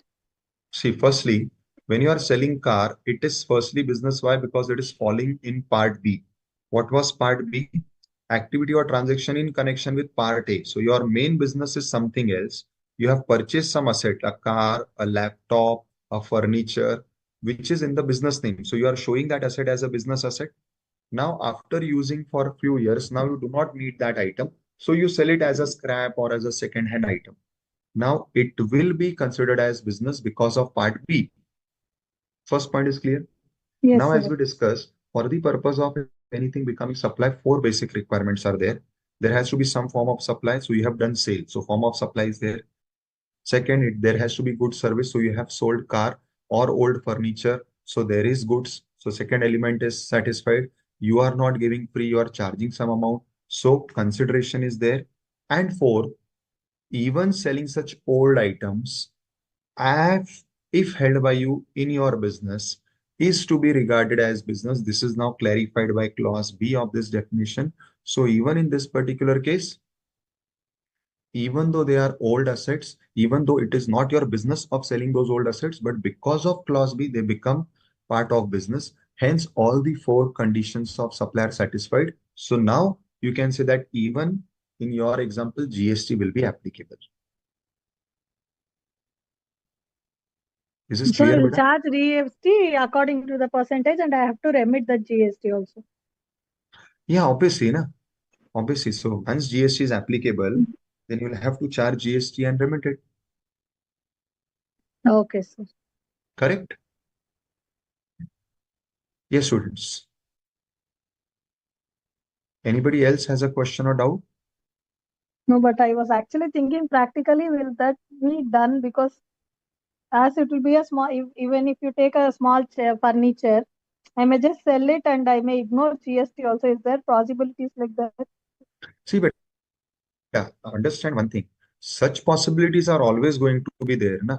Either it is done intentionally by someone, or it is done by ignorance, or by under the presumption that since it is not my business to sell the asset, it is not taxable. So possibility is there. But now, right now, when we are studying this, we are studying it from the law point of view. What does the law says what you should do? See, whether you do it or not, that is the next part. And that is where the GST department's role come into picture, that it is there now responsibility to ensure that people are paying correct taxes. But firstly, the responsibility is cast upon you that as a taxpayer, firstly, you have to apply the law in the correct sense. And the intention of the law is that such transactions would be liable to GST. Now, it may happen, as you rightly said, that in some cases, either by mistake, by ignorance, or intentionally, people may not be paying tax on those items. So, fine, that is okay. Whenever, if by chance the GST department comes to know, there will be recovery for that. Otherwise, it is gone. Right? Yes, sir. I hope I could answer your query and it is clear. Yes, sir. No doubts further, Anila? Sir, one more doubt, sir. They'll say Please, only beta. once GST is applicable, I'll be means even though I'm doing a business or something, there is applicability criteria, no, and before registering. Okay, so you're talking Mm. about the monetary limit. See, that is obviously there, beta. See, until and unless your turnover crosses the monetary limit of 20 lakhs or 40 lakhs or in some states 10 lakhs, until then, you always have the right of not paying GST, which is legally correct because the law itself has given you that relaxation. Correct. So in that particular case, you don't pay GST on anything, either whether it is your normal sale of goods or sale of these old assets. But once you cross the limit and let us say you are registered, so now the law will apply to even the sale of these old assets, which are part of your business. Yes, sir. Clear, sir. Thank you. Correct, na? Okay. Anybody else has any doubts? So see, till now we have discussed what? We have discussed the concepts of good service. We have discussed the concept of consideration. We have discussed the basic requirements of supply. What are the basic requirements in order anything to become a supply? Then we also discuss now the concept of business. Anybody, any doubts in any of these concepts? We can first take your doubts, then we can proceed.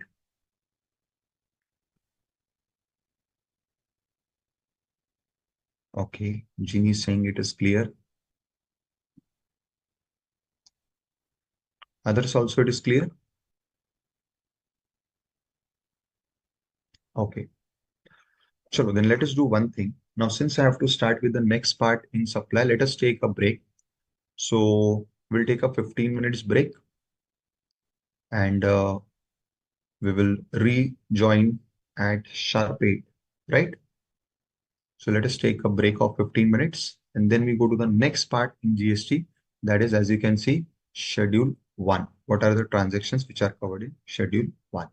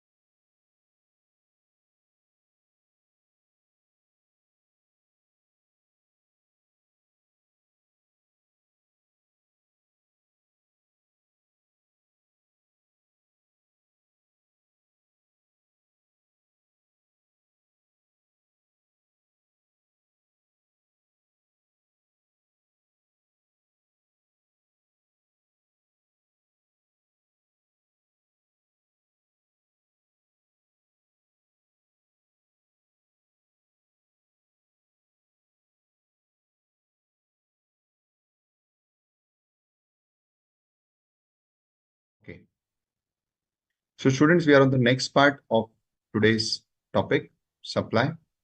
So now we are going to go to the different activities which are considered as supply in Schedule 1. So Schedule 1 has listed out various activities which Schedule 1 treats as supply even if made without consideration. What are these? Permanent transfer or disposal of business assets where input tax has been availed on such assets. So what it means, and it is even linked to our immediate previous point that we were discussing about sale of old business assets. Now, if you have a business asset which when you had purchased, you had paid GST on it, and you have taken the input tax credit of that GST. Now, if that business asset, if you sell it, it is also a supply, but that is as per 7(1)(a), because you are selling it, you are getting a consideration, no need of Schedule 1. But let us say, now that was the case that we were discussing before when we were discussing about whether old assets will be taxable or not, when we were discussing the concept of business, where clause B said that anything ancillary to the main business is also business. So even selling of any assets or goods of business which has become old, which has become obsolete, will also be considered as part of business because of clause B. Now, coming to Schedule 1, in Schedule 1, in para 1, we have this point which says that if you had purchased a business asset, it may be anything, it may be your machinery, it may be any type of furniture, it may be your computer, laptop, anything which is a business asset on which you have already taken ITC. Now, this you are donating, you are giving free. So what the first point says, first para covers, it covers the permanent transfer of a business asset or disposal of a business asset, and we are in the Schedule 1, which means without consideration cases. So example is, you have given this either as a donation to a charitable organization, you have given it free of cost. So that is what is a permanent transfer or disposal of a business asset. Now, if at the time of purchasing this asset, you had got ITC, like in my first example, you had purchased computers for your business, your office. After using for 2 years, now the computers have become old. You want a better computer. So you are giving these old computers to some school, to some NGO free of cost. It will be regarded as supply under Schedule 1, Para 1, because at the time of purchase, you had paid GST on the computers and taken ITC. Second example, which is of car, you have purchased car for business. Again, while purchasing car, you have paid GST. But if you recall something from your CA Inter ITC chapter, there was a concept called as 17(5) blocked credits. So, in case of car, under section 17(5)(a), you are not eligible to take ITC if the car is below 13-seater. So let us say you have bought a regular car, which is below 13-seater, and you are not in the business of using the car for making any outward supply. It means the ITC of the car is not eligible as per 17(5). Now, in this particular case scenario, if you are gifting your car, donating your car, giving it free of cost, it will not be a supply under Schedule 1, because Schedule 1 says that whenever you are gifting it, giving it free, that is, it is without consideration, it comes in Schedule 1, Para 1, but it will be a supply only when you have given this asset on which ITC was availed. Since car ITC is blocked at the time of purchase, you would have not taken the ITC of the car. So now, if the car is given free of cost or given as a donation, it will not be regarded as a supply under Schedule 1, Para 1. I hope this is clear. Second case scenario which is covered is Para 2, of goods or service or both between related persons or between distinct persons as specified in section 25. and when such a supply is made in the course or furtherance of business. So what is this point? Now, firstly, who are related persons? So related person list is given in section 15, which is the valuation section. Over there, you are having a list of related persons in which employer employees are related person, firm and partner are related persons, directors are related persons. So they have given you a list of those scenarios which are related persons. Now let us say a firm and its partners are related person. Now, if the firm gives any goods or service free of cost to the partners, that will also be treated as supply under Schedule 1. I'll give you an example. So a firm has its own guest house, which the firm had purchased or constructed. Now, the firm is giving this guest house free of cost to its partners for their personal use. In that particular case, the use of this guest house by the partners will be covered as supply under para 2 of Schedule 1, which means in this particular case, the the firm is supposed to raise an invoice, even though it is without consideration. You'll go to the valuation chapter, you'll go to the valuation rule and find out the value as per the valuation rule. But there will be a taxable supply on which the firm will have to discharge GST. Similarly, when a similar transaction happens between distinct persons. Now, I'm sure you all would know the meaning of the word distinct person in GST. We discussed it sometime back today at the start of our session. That is where you are having multiple business places, branches, departments, divisions, all are under the same PAN. But you have taken separate GST numbers for these businesses, either because they are in different states or even if they are in the same state. But as an option, you have taken the separate registration. Now, in such a case, when you have taken separate registration, then they are called as distinct persons.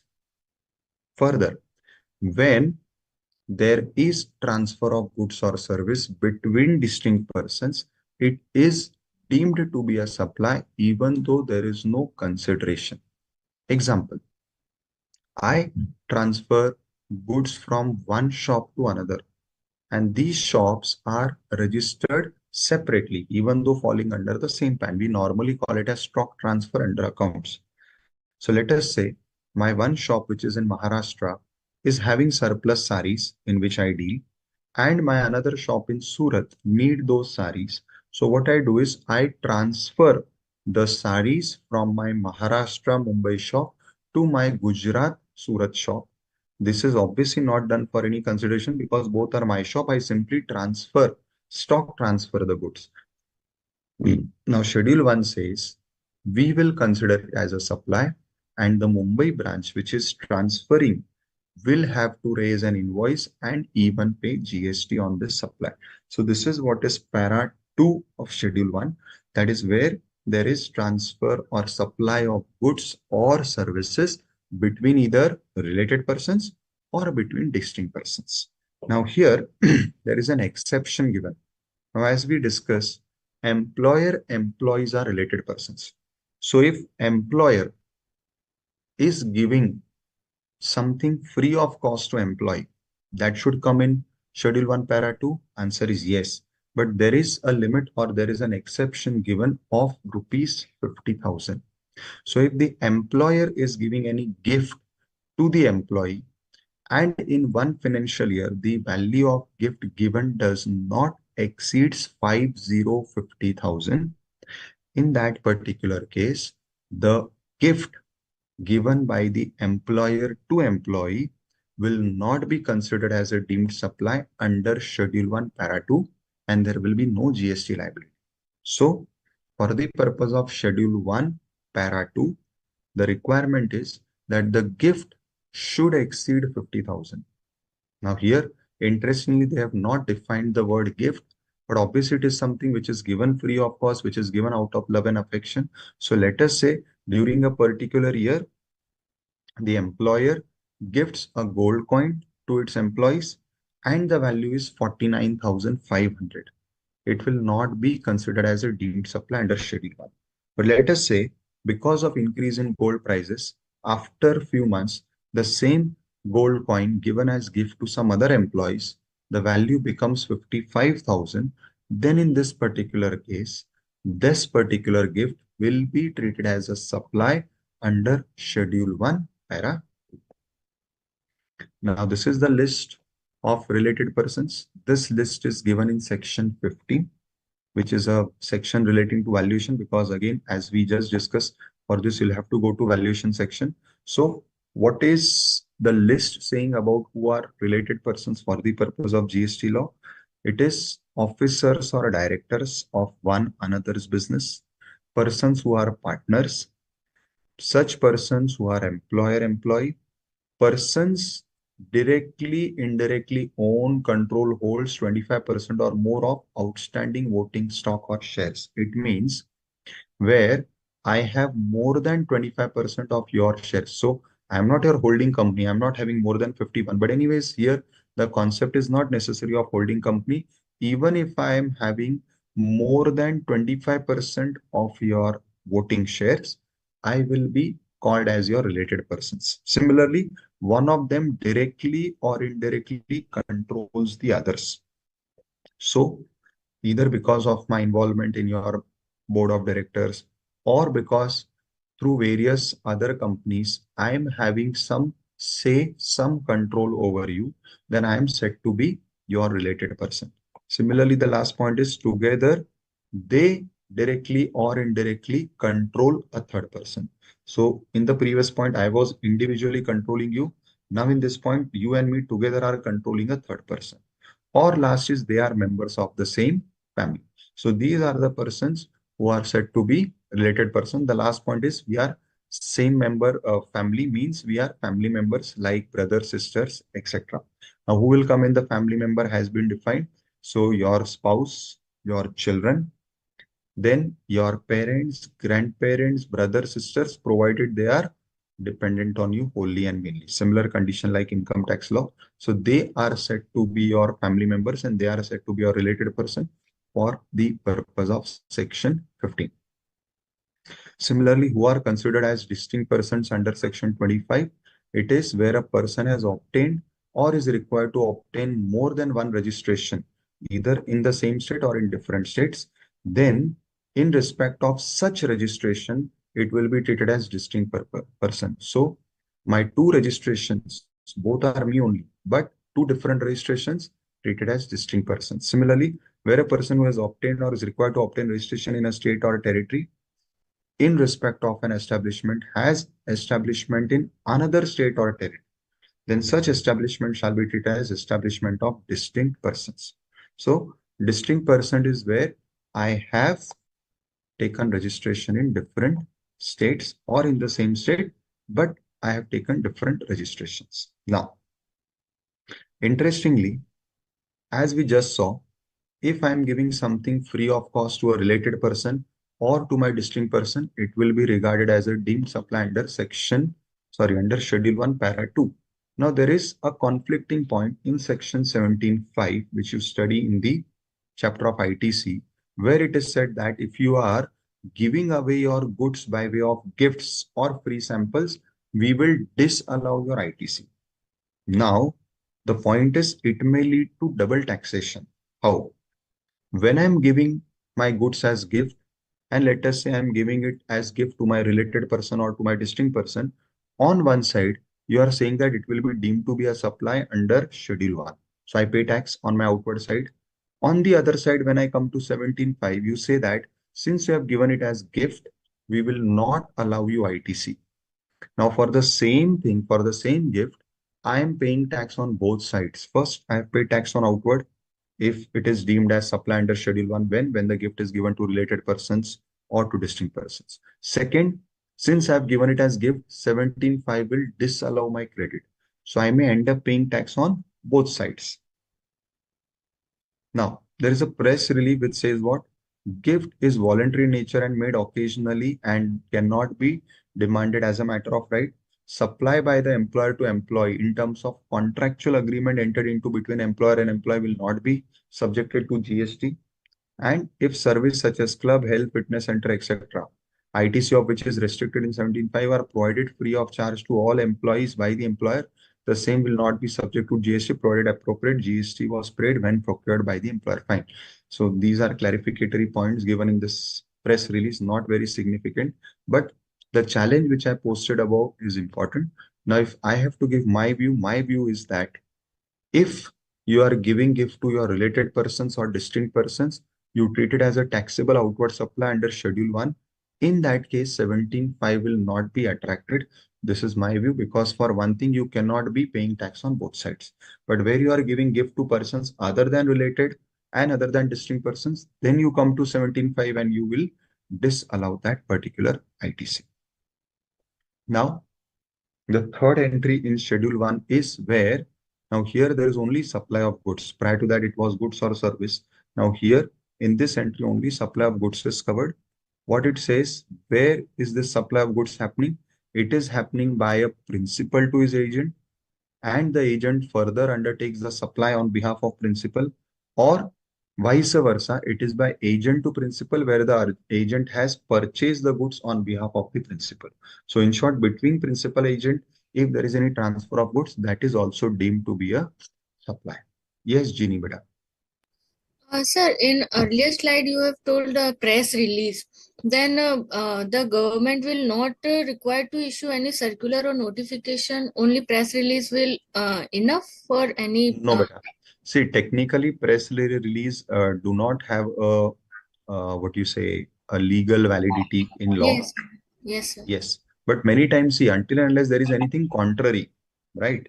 Till Hmm. there is nothing contrary, you can always rely on the press release as law, like how we referred the press release now. So until and unless the law has given anything contrary, you can very well rely on the press release. Okay, sir. Thank you. Now,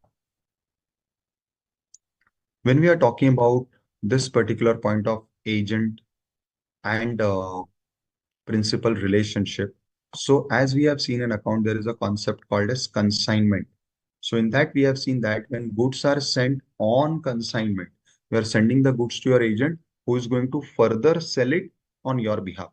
That is what is the case scenario covered in this particular entry of Schedule 1 Para 3, where principal sends the goods to agent and the agent will be selling it in future. Now, when the principal is sending the goods to agent, technically there is no sale. But Schedule 1 says we will deem it to be a supply. Now, in this regard, there is a clarification given by Circular 57, what it says. Where invoice for further supply is being issued by the agent in his name, then any provision of goods from principal to agent would fall within the fold of the said entry. However, it may be noted that in cases where the invoice is issued by the agent to the customer in the name of principal, such agent shall not fall within the ambit of Schedule 1. So in simple words, what is this point clarifying? That when does Schedule 1 Entry 3, which we just discussed on the previous slide, applies? Whenever I am sending goods to the agent and I have asked I have asked the agent that the agent should sell it the goods on my behalf. Now, what do I mean that the agent has to sell the goods on my behalf? That is, the agent would be now issuing the invoice in his name. If the agent is issuing the invoice in my name only, it means the goods still belong to me and it is sold in my name only. Then in this particular case, this entry will not be required, or this entry will not have an effect. See, only when the agent is going to sell the goods further by making invoice in the name of the agent, then only the first transaction, that is transaction between me and agent, has to be taxed, because the next leg will be by the agent to the customer. However, when I'm sending the goods to the agent and later on when the agent is selling the goods, he will be selling the goods by raising my invoice only, then there is no need to tax the first transaction, because ultimately when the agent is selling the goods, he is selling the goods by raising my invoice. So this is what is clarified over here. Further, what it says, similarly, where the goods being procured by the agent on behalf of the principal are invoiced in the name of the agent, then further provision of the said goods by the agent to the principal would be covered. In other words, the crucial point is whether or not agent has the authority to pass or receive the title. So this is the crucial point where the title in the goods is shifted to agent. and then agent is going to make further sales. Obviously, since the title is shifted, now the further sale made by the agent would be in the name of the agent. Then the first transaction is taxable under Schedule 1, because until and unless you tax it, how will you prove that the title in goods has transferred? So for this particular purpose, this entry has been crafted, which says that in this case, where further agent is going to sell by raising invoice in his own name, then you tax the first transaction by deeming it as supply. So whatever goods is now of principal, because of this deeming fiction, will be now shown as transfer to the agent, and then the agent is making further sale. So that is what is the whole idea, and that is what has been clarified in this particular circular. Then the next clarification is relating to del credere agent. Now we have studied about del credere agent in our commerce subjects, where del credere agent is generally the one who is taking the responsibility of bad debts. So I pay some extra commission to this type of agent, and in return, if tomorrow the goods which are sold by the agent and the debtors do not pay the amount, still the amount will be paid by the agent to the principal. This is what is the role of del credere agent. Now, in commercial trade parlance, a del credere agent is a selling agent who is engaged by the principal to assist in supply of goods service by contacting potential buyers. The factor that differentiates a del credere agent from other agents is that del credere agent guarantees the payments. Now, in order to guarantee timely payments to the supplier, del credere agent can resort to various methods, including extending short-term transaction-based loans to the buyer on paying the supplier himself and recovering the amount from the buyer with some interest at the later date. Now, see, this is what is the point which is of discussion over here. So let us say you are my del credere agent. Now, when anything is sold by you, in this particular case, since you are my del credere agent, it is your responsibility to recover the entire debts. Now you have sold goods to 10 people, out of which 8 are paying in time, 2 are maybe making a delay. I am not yet saying they are making a default, they are making a delay. But since your and my contract is that you will be making payment to me, so what you do is that for the time being, you pay these 2 debtors payment to me in time. So I do not know whether it is paid by the debtors to you or you are paying it out of your pocket. So for me, all 10 debtors have realized your responsibility from my side is over. Now, in this particular case, since those 2 people were not having money, you paid it for the time being out of your pocket. So it is like you have given them a type of a OD facility, a loan facility. So their payment you have made to me. Now, whenever they will have money, they will pay the amount to you. And since you have given them this OD facility, loan facility, let us say you had to recover 100, which is the payment you made on their behalf, you are recovering 103.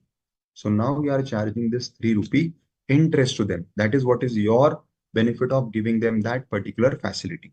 Now, the question is whether a del credere agent falls under the ambit of agent in para 3 of Schedule 1. As clarified by circular number this dated this, whether or not del credere agent will fall under the ambit of agent under this para depends on the following scenarios. What are these scenarios? Where the invoice for the supply of goods is issued by the supplier to the customer, either himself or through the agent does not falls in the ambit. Where the invoice of the supply of goods is issued by the agent in his own name, the agent would fall under the ambit. So first question is answered. Key answer is simple, that where the agent will be issuing invoice in his own name, whether is del credere agent, normal agent, then only it will be a deemed supply under Schedule 1. First question answered. Now the second question, which according to me is more critical, what will be the treatment of this short-term loan? Whether the temporary short-term transaction-based loan extended by the del credere agent to the buyer, for which interest is charged by the agent, is to be included in the value of supply of goods being supplied by the principal, where del credere agent is not agent under para 3 of Schedule 1.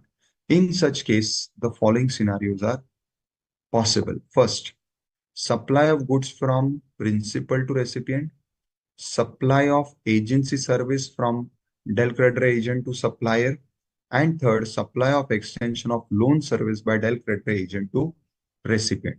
So these are the various case scenarios which are arising in this particular transaction. Now, it is clarified that in cases where Dell creditor agent is not an agent under para 3 of schedule 1, which means what? That the further sale will be happening in the name of principal only. In this case, you are not considered as an agent for the purpose of schedule 1. The temporary short-term transaction-based loan provided by the Dell creditor agent to the buyer is a supply of service by the agent to the recipient on principal to principal basis and an independent supply. In simple words, where the principal has directly sold the goods to the buyer, you are firstly not an agent in this scenario, but only for the purpose of payment. What you did is you made the payment firstly out of your pocket. Now you are recovering the payment with interest from the recipient. In such a case, the loan which you have given to the recipient becomes your independent supply to the buyer. It means the supplier has no connection, and practically also, if you think, the supplier may not even know who is making the payment. Supplier is concerned with his payment. Once he receives his payment, his interest in the transaction is over. Between you and the buyer, you have given that special facility to the buyer so that the buyer could make payment in time. So it is obviously an independent transaction between you and the buyer. I am not concerned. So that is the first clarification. Now, the treatment is therefore the interest being charged by the Dell credit agent would not form part of the value of supply of goods supplied by me to the buyer. So whatever goods I have supplied to the buyer, let us say for rupees 100, that 100 you have paid to me. But when you're recovering that 100 from the buyer, you are charging that 2 rupees extra. That 2 rupees is your consideration. It will not be considered as my consideration for the goods. That is, my consideration for the goods will be only 100, and your consideration for the service of giving loan will be rupees 2. Now that is a different point, that this 2 in your hands would be exempt because giving loan and getting interest on that loan is an exempt supply under the exemption schedule. So in your hands, the 2 rupees is exempt. Next question is, where Dell creditor agent is agent under para 3. Now, when he will be an agent? When whatever goods I have supplied to him, he will further sell it by making invoice in his name. Now, here how the scenario changes. When he is making invoice in his name, that is, he is selling to the buyer and the buyer is making payment late to him, then you have to go to section 15, which is valuation section.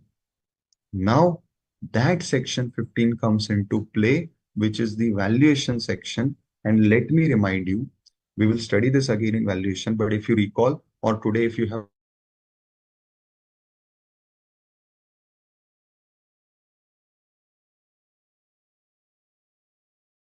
some cases, there would be additions.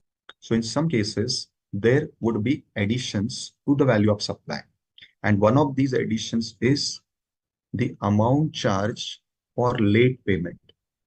Now, when I have sent goods to you and you have supplied the goods to the buyer in your name, then there are two independent supplies, one by supply between me to you and second between you to the buyer. Now, when you are supplying goods to the buyer, which is now a separate supply, and the buyer is making payment to you late, because of which you are charging that 2 rupees extra, in this particular case, that 2 rupees extra which you are charging is considered as part of value of supply of goods that you made to the buyer as per section 15 bracket 2. And in this particular case, since this interest is now not treated as interest on loan, I repeat, it is not treated as interest on loan, but it is treated as part of value of supply of goods that you have made to the buyer. Hence, in this particular case, you will be required to pay tax of supply of goods on rupees 102. So 102 rupees will be considered as your value of supply of goods. And the goods which I supplied to you will become your ITC because I'll be charging my GST on that, which will become your input ITC. And what you have supplied to the buyer at rupees 100, on which on late payment you have charged 2 rupees extra, that 2 rupees extra will now be considered as your value of supply of goods. So it will no more be treated as an interest on loan, and now it will become a taxable supply. So this is what is clarified. It is clarified that the value of interest charge for such credit would be required to be included in the value of supply of goods by the del creditor agent to the recipient as per clause D of subsection 2 of section 3. So see students, there are different possibilities depending upon how the transaction is done. Then you come to entry 4 of schedule 1. Again, it is of import of service. Why I'm saying again? Because earlier also there was a case in 7.1b, but there is a difference in that 7.1b and this case. This case is applicable where there is no consideration. 7.1b was applicable when there is a consideration. Difference between the two is 7.1b, as you can see below, is applicable when the import of service is for a consideration, but it is not in the course or furtherance of business. So over there, the import of service is for personal purposes. Here, the import of services is in the course of business. But since we are reading schedule 1, it is not having a consideration. So you are importing a service free of cost, but it is in the course of business. And most importantly, it is from a related person or from any of his other establishments outside India. So you are importing this service from either your related person who is outside India or from your own branch office which is outside India. So 7.1b is also import of service. Over there, the condition is it should be for a consideration, but it may not be for business. That is, it may be for personal. Still, it is a supply. This schedule 1 says that where the import of service is without a consideration, that is, it is free. But importantly, it is in the course of business. And also more importantly, it is done from your related person. In that case also, it will be a supply. So import of service has two different angles. In both the scenarios, it is deemed to be a supply. So this is what we have summarized in short. So case 1, import of service, it is for a consideration. Also, it is in the course of business. It is a supply as per 7.1a. That is the original definition. Second possibility, it is for a consideration, but it is not in the course of business. So it is for your personal use you are importing, but you are making payment of consideration. It is a supply as per 7.1b. Third case scenario, it is without consideration, that is free, but it is in relation to your business, in the course of business. And most importantly, it is received from your related party who is outside or your own office which is outside. Then it is again a supply as per schedule 1, para 4. And fourth case scenario, where there is no consideration and also it is not in the course of business. In short, you are getting a personal service free of cost. Then it is not a supply under any of the case options. So import of service, these are the 4 options. In these 4 options, the first 3 options, it is treated as supply, but under different clauses, 7.1a, 7.1b, 7.1c.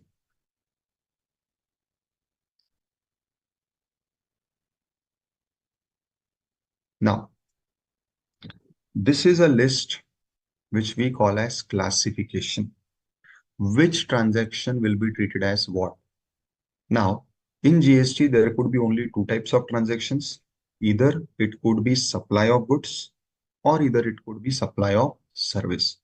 Now, when it is supply of goods, when it is supply of service, that has to be classified because as I mentioned at the start, your entire GST law, all further provisions, exemption, RCM, rate, time of supply, place of supply, so many things, even composition scheme has a difference for supply of goods and for supply of service. So the provisions are different for both the cases. Now, understand this point. How do we understand whether the transaction is supply of goods or supply of service? For this, first, if the transaction is relating to immovable property, it cannot be supply of goods. As we already saw, immovable properties are outside goods. So if the transaction is of immovable property, and if it is a taxable transaction, it will always be a service. Simple.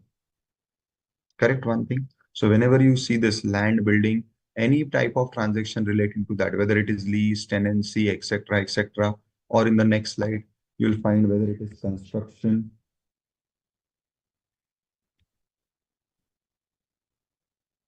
See here, it will always be supply of service. Now, in case of construction, it will be supply of service only if the booking of that flat or shop is done before the completion certificate or the occupancy certificate is received. If your booking is done after the occupancy certificate, then it will be a Schedule 3 item and it will not be a supply. But what I'm trying to bring about here is whenever the transaction is relating to immovable property, whether of constructing the immovable property or giving it on lease, rent, or hire, it will always be a supply of service.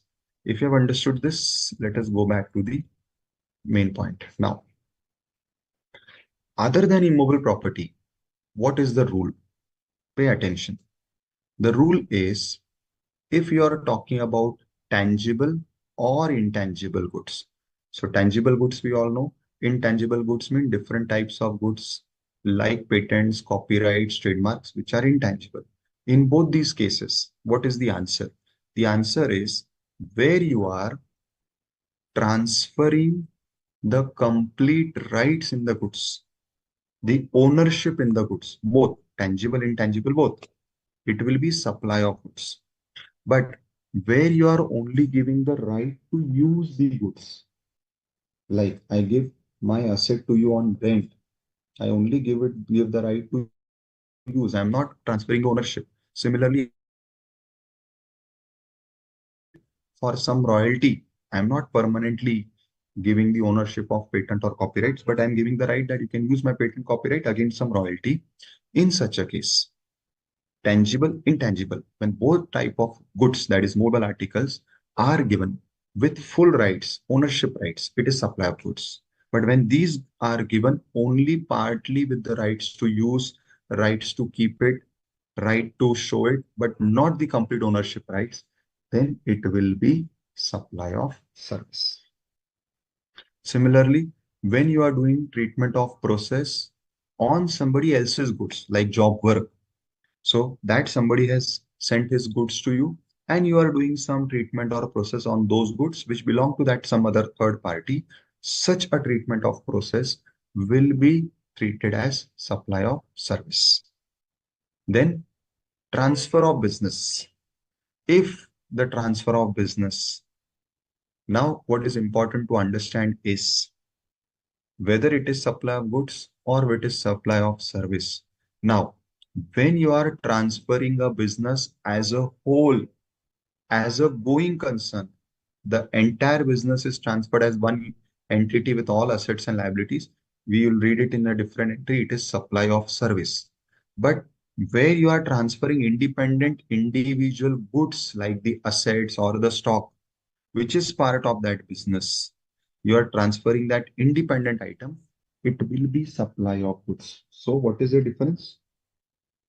In relation to business, when the entire business is transferred, assets, liabilities, land, machinery, stock, everything as one, which we call as a business entity, and it is transferred as a running business entity, that is, it is on a going concern basis, whole thing as one, no distinction between land, building, assets, any, it is given as one. So till now, today, I was sitting on the cash counter as owner, from tomorrow you are going to sit. So that is what is transferring the business as one single entity. Then it is supply of service. But when I'm transferring independent items, like I'm selling land to someone, selling the stock to someone, selling the machinery to someone, then it would be independent items. And whatever are the movable items which I'm giving, they will be considered as transfer of or supply of goods.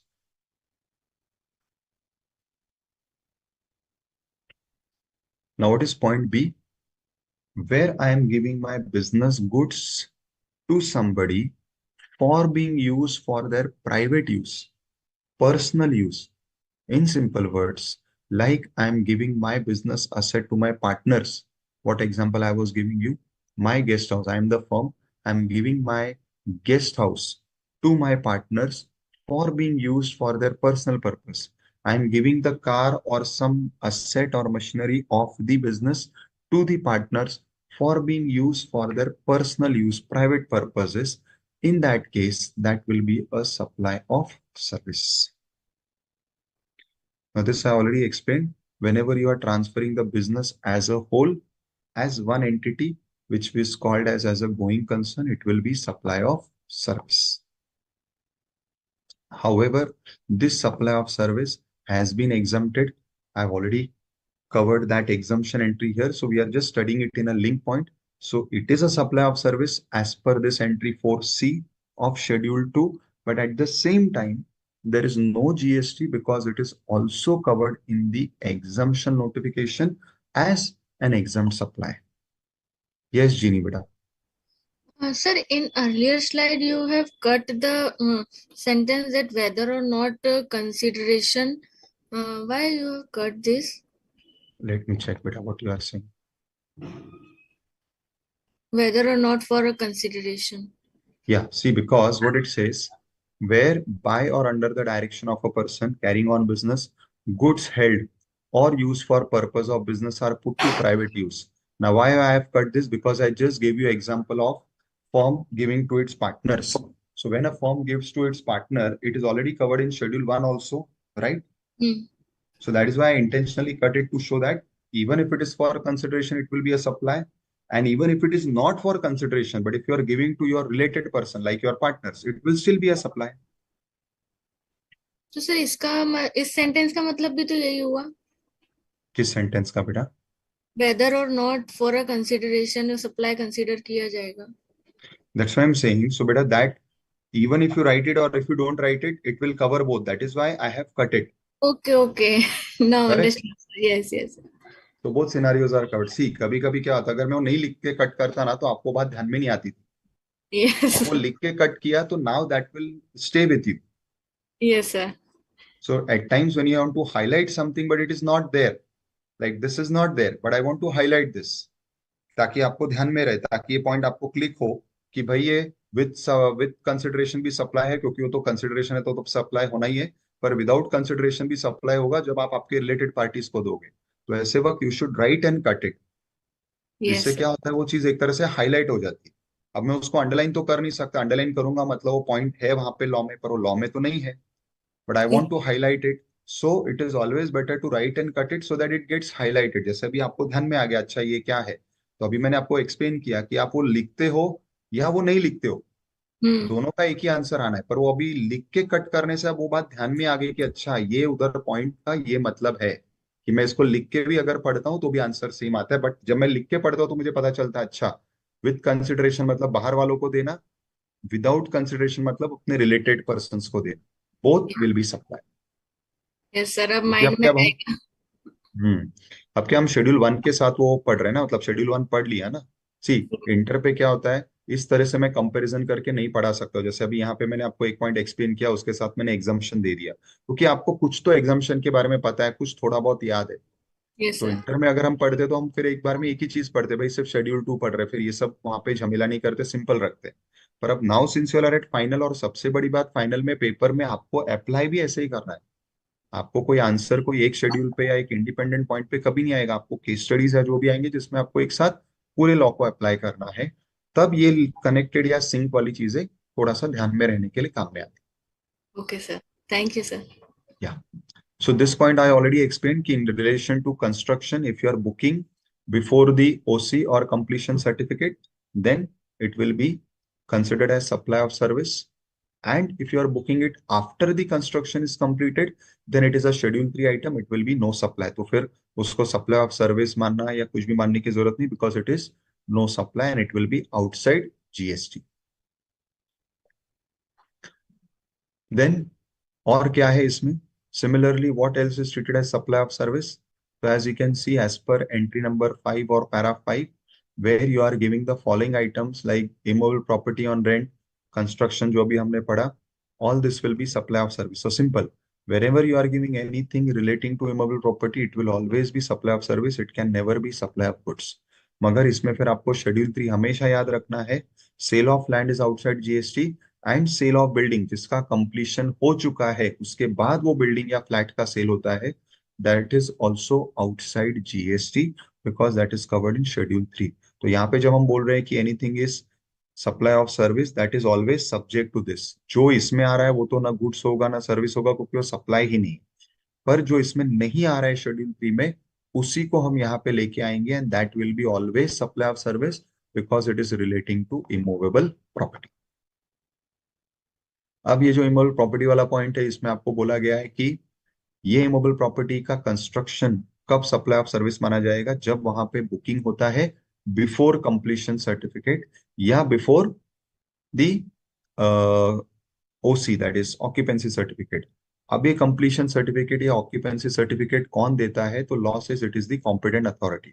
अब competent authority कौन हो सकता है, वो आपके यहाँ का कोई गवर्नमेंट या ऐसा कोई भी अथॉरिटी हो सकता है जिसे गवर्नमेंट ने कॉम्पिटेंट घोषित किया है, which the government has appointed as a competent authority, which may include any of these persons. So जितने भी लोग हैं, इनमें से जिसको भी गवर्नमेंट अप्रूव करेगा, they will be considered as competent authority, और फिर वो ऑक्यूपेंसी सर्टिफिकेट या कंप्लीशन सर्टिफिकेट देंगे। उसके पहले बुकिंग होता है तो it is liable to GST, it will be supply of service. उसके बाद बुकिंग होता है तो it is schedule 3, no GST. Then ये इंटेंजिबल आइटम्स वाला पॉइंट है, आपने इंटेंजिबल का टेम्पररी ट्रांसफर किया, it will be supply of service. Similarly आपने सॉफ्टवेयर के डेवलपमेंट का, डिजाइनिंग का, प्रोग्रामिंग का, अपडेशन का काम किया, it is again supply of service. Where you agree to tolerate something, जहां पे आप कुछ टॉलरेट करते हो जिसके बदले में you charge some fees, some amount, that is again supply of service. And जहां पे आप अपने गुड्स को वापस सिर्फ यूज करने का राइट देते हो, उसका परमानेंट ट्रांसफर या ओनरशिप नहीं देते, all these are different cases covered in supply of services. Now in relation to software, now this is something very interesting again. Software के रिलेशन में हमेशा एक कंफ्यूजन होता है कि वेदर सॉफ्टवेयर इज गुड्स और सर्विस। अब उससे रिलेटेड ये पॉइंट पे ध्यान देना है, pre developed and pre designed software is made available through the use of encryption keys, whether it is goods or service। तो इसके लिए क्लैरिफिकेशन क्या है? As per notification 1, if pre-developed, pre-designed software is supplied in any storage medium or made available through the use of encryption keys, the same is supply of goods। CBIC, while its sectoral FAQ on IT and IT-enabled services stated that in terms of Schedule 2, upgradation, implementation of software or permitting the use or enjoyment of an intellectual property are treated as service. But if a pre-developed or pre-designed software is supplied in any medium commonly bought off shelf, then it will be supply of goods। अब इसका मैं best example देता हूं, अगर आप office में देखते हो तो you have a tally software. अब ये टैली सॉफ्टवेयर क्या है, इट इज प्री डेवलप, मतलब आपके हिसाब से नहीं बनाया गया, वो पहले से बना हुआ है, and you are buying the software. अब जब हम ऑफिस में आर्टिकल शिप करते थे, it use to come in CD.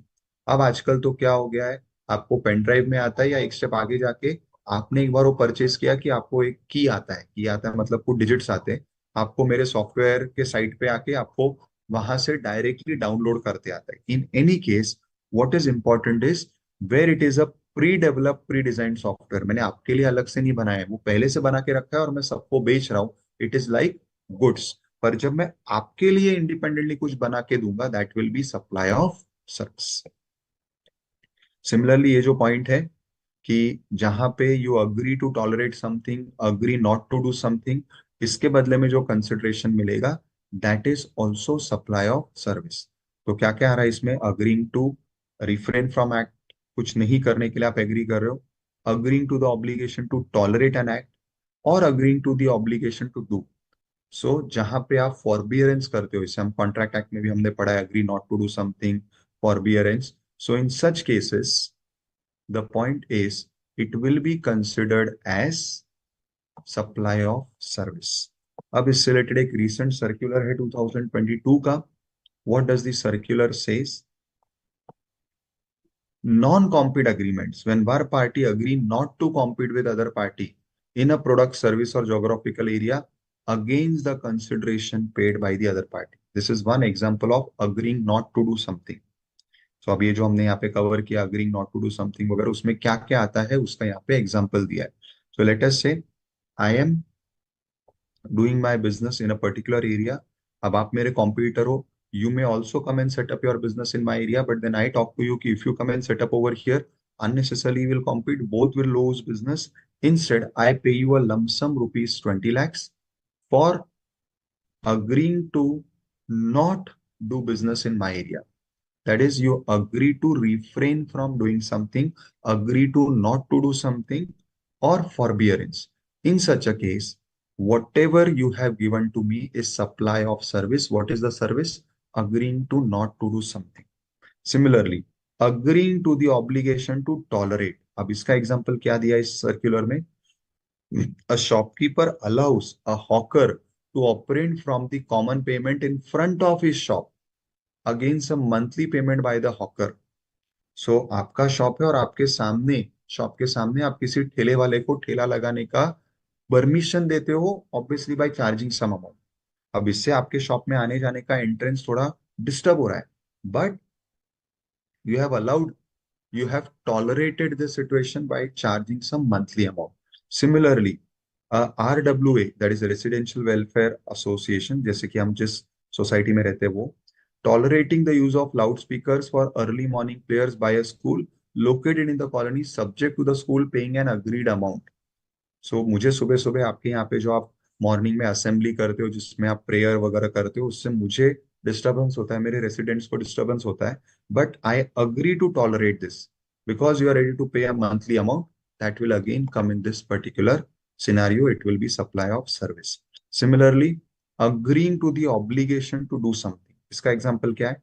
Industrial unit agrees to install equipment for zero emission or discharge at the behest of RWA of a neighboring residential complex against a consideration paid by the RWA. तो same, मेरे residential complex के पास में ही factory है और वो factory से जो धुआं निकल रहा है, जो उसका वेस्ट निकल रहा है, उससे मेरे रेसिडेंट्स को तकलीफ होने वाली है. So I ask the factory to do something. क्या something? I ask them to install an equipment जिससे कि ये धुआं, ये सब का एमिशन नलीफाई हो जाएगा, क्योंकि वो वहीं पे प्रोसेस होके वहीं पे डिसॉल्व होके खत्म हो जाएगा. इसके लिए मैंने उनको बोला आप एक स्पेशल इक्विपमेंट लगाओ and I will be paying you some monthly fix amount because you are agreeing to do this. So both negative scenarios covered, agreeing not to do something, or positive scenarios covered, agreeing to do something. जब ऐसे कोई भी specific agreement के against सामने वाला obligation करता है कि वो करेगा या नहीं करेगा, या वो कोई सिचुएशन टॉलरेट करेगा, it becomes a supply of service. Further, अब इससे रिलेटेड कुछ और डाउट्स रेज हुए कि इन ट्रांजैक्शंस में क्या होगा. Liquidated damages for breach of contract. अब काफी बार हमने देखा है, हमने कॉन्ट्रैक्ट एक्ट में भी पढ़ा है कि कॉन्ट्रैक्ट का जो परफॉर्मेंस है, अगर वो सामने वाला नहीं ऑनर कर पाता है तो कॉन्ट्रैक्ट में क्लॉज रहता है जिसे हम बोलते हैं ब्रीच ऑफ कॉन्ट्रैक्ट, जिसमें फिर सामने वाले को हम डैमेजेस या पेनल्टी पे करने को बोलते हैं. Now whenever the other person is paying penalty to me, why? क्योंकि सामने वाला कॉन्ट्रैक्ट को ऑनर नहीं कर पाया, तो क्या वो मेरी तरफ से सप्लाई माना जाएगा? कौन सा सप्लाई? टॉलरेटिंग वाला, कि भाई आपने मेरा कॉन्ट्रैक्ट फुलफिल नहीं किया, ये मैं टॉलरेट कर रहा हूं और इसके बदले में आप मुझे कॉम्पेंसेशन या पेनल्टी दे रहे हो. अब सिमिलरली ये इतने सारे सिनारियोस कवर है. Compensation given to previous allottee of coal blocks for cancellation, फिर चेक डिसऑनर का बैंक जो आपसे कोई भी पेनल्टी या फी लेता है, फिर उसके बाद penalty paid by mining company, bond amount recovered. ये बहुत सारे अलग अलग प्रकार के पेनल्टीज है या चार्जेस है. जैसे रेलवे टिकट कैंसलेशन का चार्जेस होता है. अब इन सबको क्या हम सप्लाई मानेंगे? क्या इससे हम सप्लाई ऑफ सर्विस मानेंगे? तो इसके लिए this particular circular has given some very important pointers. What it says, there has to be an express or implied agreement which may be oral or written to do or to abstain from doing something against a payment of consideration. It means जहां पे हमने expressly agree किया है कि भाई आप मेरे लिए ऐसा करो या मेरे लिए ऐसा मत करो, and against that I am ready to pay you some amount, then only it will be considered as this particular supply of service of toleration or forbearance. An agreement to do an act or abstain from act or act to tolerate an act or situation cannot be imagined or presumed to exist just because there is flow of money. जैसा कि breach of contract में होता है, breach of contract में आप agree नहीं करते breach करने के लिए, ब्रीच हो गया तो बदले में आप, क्योंकि अब आपको नुकसान हुआ है तो आप डैमेजेस ले रहे हो, but it is not an agreement to breach the contract, तो उसे हम यहाँ पे सर्विस नहीं मान सकते, क्योंकि ये जो पैराग्राफ में इंपॉर्टेंट कंडीशन दिया है कि आपने वो चीज करने या नहीं करने के लिए अग्री करना चाहिए। ब्रीच में हम ब्रीच होगा ये अग्री नहीं करते अगेंस्ट पेनल्टी, वो तो उसका एक लास्ट इम्पैक्ट है कि अगर ब्रीच हो गया फॉर अनअवॉइडेबल रीजंस तो मुझे जो नुकसान है उसकी भरपाई होने के लिए we are putting this, but the agreement is not for doing the breach. That is why breach of contract वाला penalty will not be considered as supply of service, simply because सामने वाला मुझे कोई पैसा दे रहा है does not automatically means that there is a supply. Supply ये एक्सप्रेसली प्रूव करना पड़ेगा। सो यहाँ पे क्या दिया है, payment such as liquidated damages for breach of contracts, penalties under the mining act for excess stock found with the mining company, forfeiture of salary or payment of an amount as per the employee bond for leaving the employment before the minimum agreed period, penalty for check dishonor etc are not a consideration for tolerating an act। तो ये सारी चीजें toleration of act में नहीं आने वाली है, क्योंकि आपने ऐसा कुछ करने के लिए अग्री नहीं किया था, ये हो गया तो उसको हम कॉम्पेंसेट कर रहे हैं, बट ये करने के लिए अग्रीमेंट नहीं होता, कोई भी कॉन्ट्रैक्ट में ब्रीच करने का अग्रीमेंट नहीं होता है, ब्रीच ना करे यही हमारी कोशिश होती है। इनफैक्ट हम तो कॉन्ट्रैक्ट उसका उल्टा करने के लिए करते हैं कि कॉन्ट्रैक्ट ऑनर करो, ये कॉन्ट्रैक्ट होता है। ब्रीच तो एक क्लॉज डाल देते हैं कि बाय चांस किसी कारण से वो नहीं हुआ तो सामने वाले को तो नुकसान होगा ना जिसके लिए ब्रीच हुआ है, तो उसकी भरपाई के लिए भी put the liquidated damages clause. That is what is this particular point, कि आपको जब भी ऐसा कहीं पे कोई पेनल्टी कॉम्पेंसेशन मिलता है, काफी जगहों पे इट इज अज्यूम्ड कि वो ब्रीच ऑफ कॉन्ट्रैक्ट क्या है, टॉलरेशन ऑफ एक्ट है या फॉरबियरेंस है। That need not be the case always, that is what is clarified. So liquidated damages, yes Puja बेटा। So fines that are charged in lieu of confiscation of goods and the detention charges are these two areas where GST will be applicable, no? Yes बेटा, Okay, but sir. then again बेटा we'll have to check कि what was the purpose of detention of goods। जैसे आपको illegal काम करते हुए पकड़े गए इसलिए आपका गुड्स डिटेन हुआ है, राइट, और उसको मैंने फाइन लेके छोड़ दिया। अब जनरली ऐसे केस में फाइन, सी फाइन लेना या पेनल्टी लेना did not always be for toleration, it is just, काफी बार हम फाइन पेनल्टी क्यों लेते हैं, ताकि आप वो काम वापस ना करो, correct. So we cannot generalise this, so that is what is, see what is very important, मैं आपको एक सिंपल इसका रूल बताता हूँ। जहां पे वो पर्टिकुलर फाइन के लिए कॉन्ट्रैक्ट हुआ रहेगा कि भाई ऐसा करोगे तो आपको ये पे करना पड़ेगा, ऐसा कॉन्ट्रैक्ट हुआ रहेगा, that is only what is considered as supply. जहां पे कॉन्ट्रैक्ट उल्टे काम के लिए हुआ था कि आपने ऐसा नहीं करना है, ये कॉन्ट्रैक्ट हुआ था या ये कंडीशन थी, मगर आपने वो किया और फिर किया इसलिए मैं आपसे पेनल्टी या फाइन ले रहा हूं, तो बेटा उसे जनरली हम कभी भी सप्लाई नहीं मानेंगे, क्योंकि कॉन्ट्रैक्ट वो काम करने का था ही नहीं, इनफैक्ट कॉन्ट्रैक्ट तो उसका उल्टा करने का था। I hope I am able to explain you what is the point. Yes, sir, please. ठीक है, सो ये देखो ये जो रेड किया है ना, यही वो इंपॉर्टेंट पॉइंट है जो मैं एक्सप्लेन कर रहा हूँ। The compensation is not by way of a consideration for any other independent activity, it is just an event in the course और परफॉर्मेंस ऑफ दैट कॉन्ट्रैक्ट। सो मेरा वो कंसिडरेशन वो काम करवाने के लिए, ब्रीच करवाने के लिए नहीं है, कंसिडरेशन तो किसी और चीज के लिए था, ये तो उल्टा हो गया, इसलिए ब्रीच के लिए हम लिक्विडेटेड डैमेजेस या पेनल्टी ले रहे हैं। So then that will not be considered as supply, तो वो यहाँ पे नहीं आएगा। तो यहाँ पे ये अलग अलग सिनारियोज दिए हैं इस सर्कुलर में, जिसमें कब उसे सप्लाई मानेंगे, कब उसे टॉलरेशन ऑफ एक्ट मानेंगे, वो यहाँ पे उन्होंने केस वाइज लिस्ट आउट करके दिया है, और सबका एक ही लॉजिक है। ये जो भी चीज आप कर रहे हो जिसकी वजह से वो पेनल्टी, वो लेट फी, वो चार्जेस लग रहे, क्या वो करना आपने अग्री किया था? आपने उसका उल्टा अग्री किया है, इन दैट केस अगर आपसे ब्रीच होता है और आपको कोई पेनल्टी या फीस लगती है, that will not be considered as a supply. So that is what is the point.